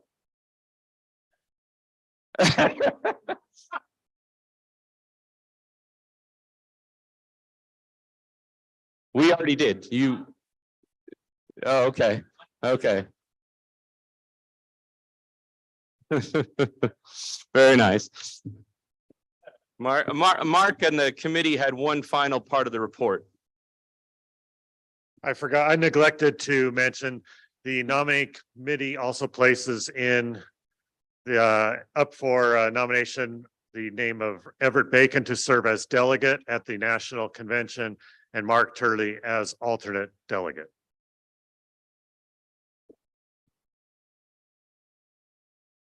This would be that Mark and I would be required to go to national convention and represent you in our convention floor, especially when resolutions come.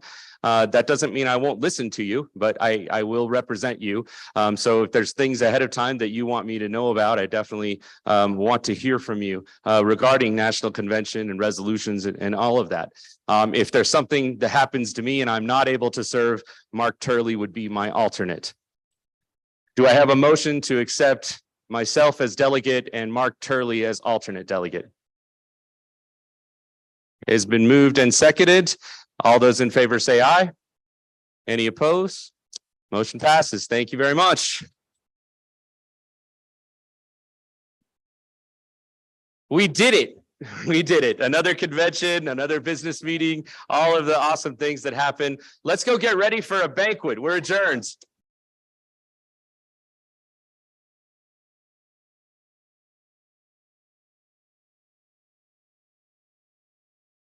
All right. Now, one more.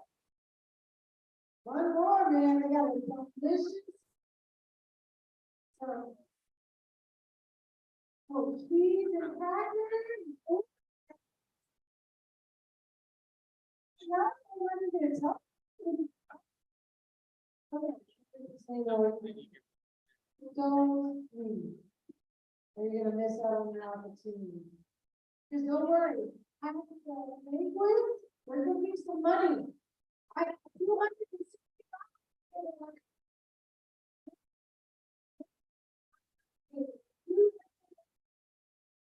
from Carl Smith. And I got some games, the new card. Board games, so you better know. Hey, David. Sorrow.